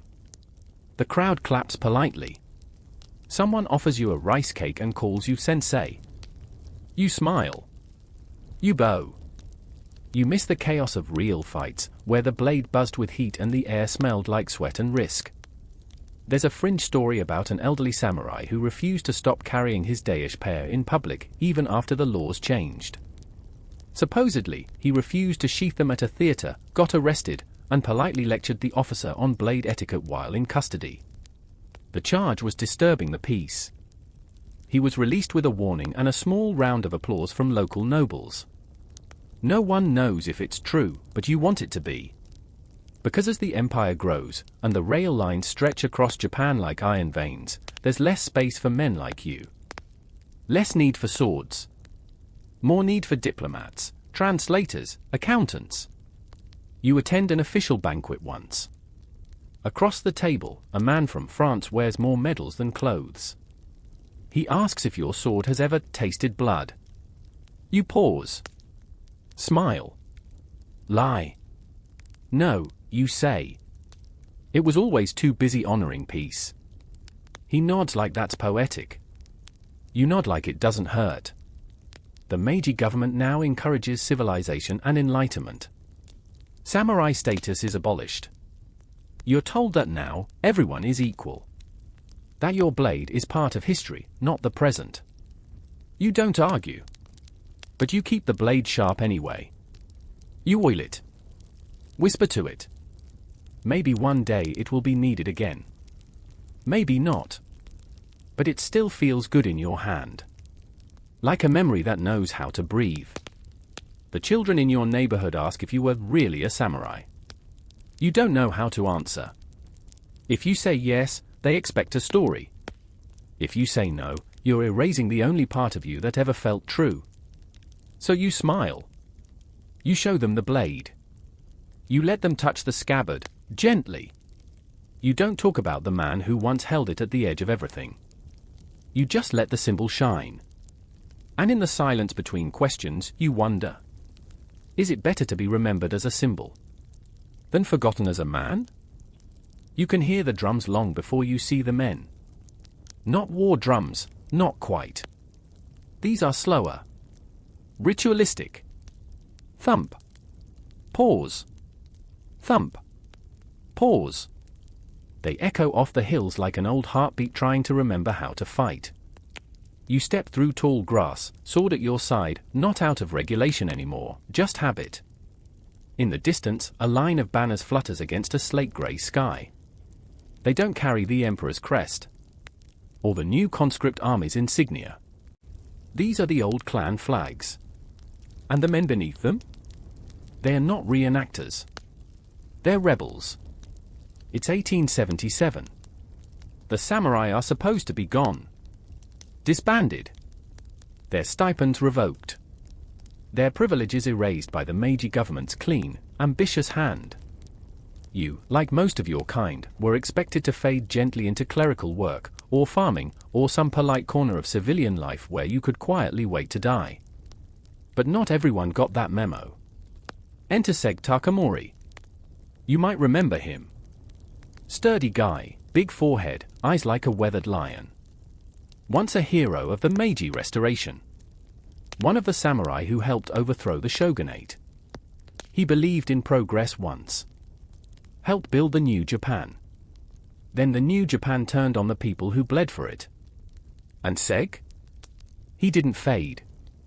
He rose. This is the Satsuma Rebellion. And it's the last time the samurai rise together with blades drawn and uniforms crisp, not for ceremony, not for poetry, but for war. Real war. You're not young anymore. Most of the rebels aren't. These aren't teenage dreamers. These are veteran warriors. Some of them limping. Some half blind. But their swords gleam like they've been waiting for this very moment, hidden under floorboards and honorific speeches. The government sends a conscript army. Thousands of peasants in stiff uniforms. Armed with rifles. Trained by French and German advisors. Their commanders call the rebels romantic fools. They say swords are useless. That charging with a katana is suicide. They're mostly right. But still. When the rebels charge, it's not suicide. It's choreography. You see them run. Not like amateurs. Like ghosts. Like they never forgot how to move in formation. How to roll, pivot, scream from the gut. They charge artillery lines. They break ranks. They actually win a few early battles, and the capital gets very nervous. And for a flickering moment, just a breath, you think, maybe the samurai weren't as obsolete as they said. But bullets don't care about poetry. And the tide turns fast. The Meiji government has industry on its side. Trains, telegraphs, supply lines. They have factories that keep pumping out bullets while you're rationing food in caves. The rebels start losing ground. You lose friends. One by one. One by one by one. There's a story, a fringe tale, about a rebel unit that made bulletproof armor from lacquered bamboo and old breastplates. They marched into battle shining like beetles. The armor cracked under the second volley. Still, the imagery stuck. Your unit is cornered near Kagoshima. Seg is wounded. His leg shredded by shrapnel. He knows what comes next. Capture. Shame. A life in prison if they're generous. But he refuses to be a caged relic. With help, he performs seppuku of the real kind. Not the stylized version they act out in kabuki plays. This is messy. Quiet. The kind of silence that doesn't need a curtain. Historians still argue whether Seg truly died by his own hand, or if his loyal friend finished the act out of mercy. No one agrees. The records blur. The official story tries to tidy things up, make it palatable. But in your gut, you know, honor doesn't always come with clean endings. After the rebellion is crushed, the government doesn't celebrate. They commemorate. They mythologize. Seg is later pardoned, posthumously, of course. Statues are built. His name whispered with reverence. Not as a traitor, but as a tragic hero. A symbol of the true spirit of Japan. You know what that means. The system that erased your way of life now sells its image. The final samurai is now merchandise. Postcards. Sculptures. Textbooks for students who will never hold a blade, who live in cities where the only wild animal is a stray cat. You walk the streets of Tokyo, yes, it's Tokyo now, not Edo, and see schoolboys in western coats bowing to statues of Seg. You want to ask them what they know about the man. About what it meant to draw your sword knowing the future didn't need it anymore. But you don't. You just keep walking. You pass a theater where actors reenact samurai battles with stage swords and wind machines. The crowd claps when the hero falls dramatically, red cloth spraying from his chest. You lean in and whisper, "That's not how he fell." No one hears you. No one needs to. Because here's the strange, exhausting truth, the final battles weren't fought to win. They were fought to be remembered. You fought not for land or power, but so that when they wrote you into legend, your name would mean something. And it worked. Kind of. Now you're everywhere, on stamps, in scrolls, in dusty books and bedtime stories. You're in the museums, the martial arts studios, the tourist gift shops. The world remembers the samurai. They just don't remember you. And maybe that's okay. Because symbols don't bleed. But you did. And for that, no one can say you didn't go down swinging. You might think the samurai died with their swords, their battles, their fading honor codes. But you'd be wrong. Because even now, centuries later, they stalk your imagination like ghosts in sleek armor, sometimes clumsy, sometimes cool as hell, but never quite gone. You scroll past videos of sword demonstrations, anime battles, and flashy martial arts moves. Samurai helmets with giant horns peek from museum displays, cosplay conventions, and fashion runways. You hear the clack of wooden training swords in quiet dojos, smell the faint hint of tatami mats, sweat, and aged wood. They're everywhere. And you're probably thinking, how did these guys, who struggle to survive a rapidly changing world, become cultural superheroes? Well, it's complicated. The samurai's real legacy isn't just in the dusty history books or the famous battles they fought. It's in the idea of them, an idea that's been shaped, stretched, and sometimes twisted for centuries. Here's a straightforward fact: the samurai class was officially abolished during the Meiji Restoration in the late 19th century. No more stipends, no more special status, no more hereditary privileges. The world they ruled collapsed under the weight of modernization, industrialization, and global pressures. But the story didn't end there. Instead, a brand new narrative grew. This was no longer about messy feudal politics or inconvenient wars. It was about honor, discipline, loyalty, and that ever-luring mystique of the katana glinting under cherry blossoms. Historians still argue whether the Bushido Code, the samurai's supposed moral compass, was a genuine ancient philosophy or a later invention by nationalist writers trying to craft a unified identity for a modern Japan. It's like discovering your favorite superhero was actually created by a marketing team in the 1960s. Weird, right? Beyond the academic debates, samurai imagery has exploded into pop culture worldwide. Think of every movie, comic, video game, or novel with a sword-wielding warrior. Half of those characters borrow shamelessly from samurai stereotypes. The stoic loner, the silent protector, the master of deadly grace, they owe a debt to those old Japanese warriors. But here's the quirky bit: in the 1980s, samurai swords became so trendy in the West that some collectors actually started using fake samurai energy to power their cars. Okay, not really, but you get the idea. The fascination borders on obsession sometimes. Back in Japan, the samurai spirit is often invoked in everything from corporate culture to sports psychology. Some CEOs call their employees warriors, encouraging a kind of modern-day Bushido to face market battles. Martial arts schools, like Kendo and Aikido, train thousands, blending tradition with personal growth. It's like the samurai never left, they just moved into new uniforms and meeting rooms. And you? You might feel a strange connection to these echoes of a bygone era, whether you hold a wooden sword, binge-watch samurai dramas, or just enjoy a quiet moment imagining the clatter of armor on stone. The samurai weren't perfect. They were flawed, often brutal, and sometimes boring bureaucrats. But their story, full of grit, change, failure, and reinvention, resonates. Because beneath all the mythology, the truth is that samurai were human. Just like you. And that, maybe, is the coolest thing of all. The night deepens gently now. Let the tension of battles and politics fade into soft shadows. Imagine the lantern's warm glow dimming slowly, the sounds of the city quieting until only the faintest breeze remains. Feel your body relax, each breath slower, softer, as if carried on a gentle river. The stories you've heard now settle like petals on a still pond, calm and peaceful. No need to hold on to worry or questions. Let them drift away like clouds at dawn, leaving only a quiet space within. Rest here, wrapped in the comforting folds of night and story. Sleep well, and when you wake, carry the calm with you. Sweet dreams.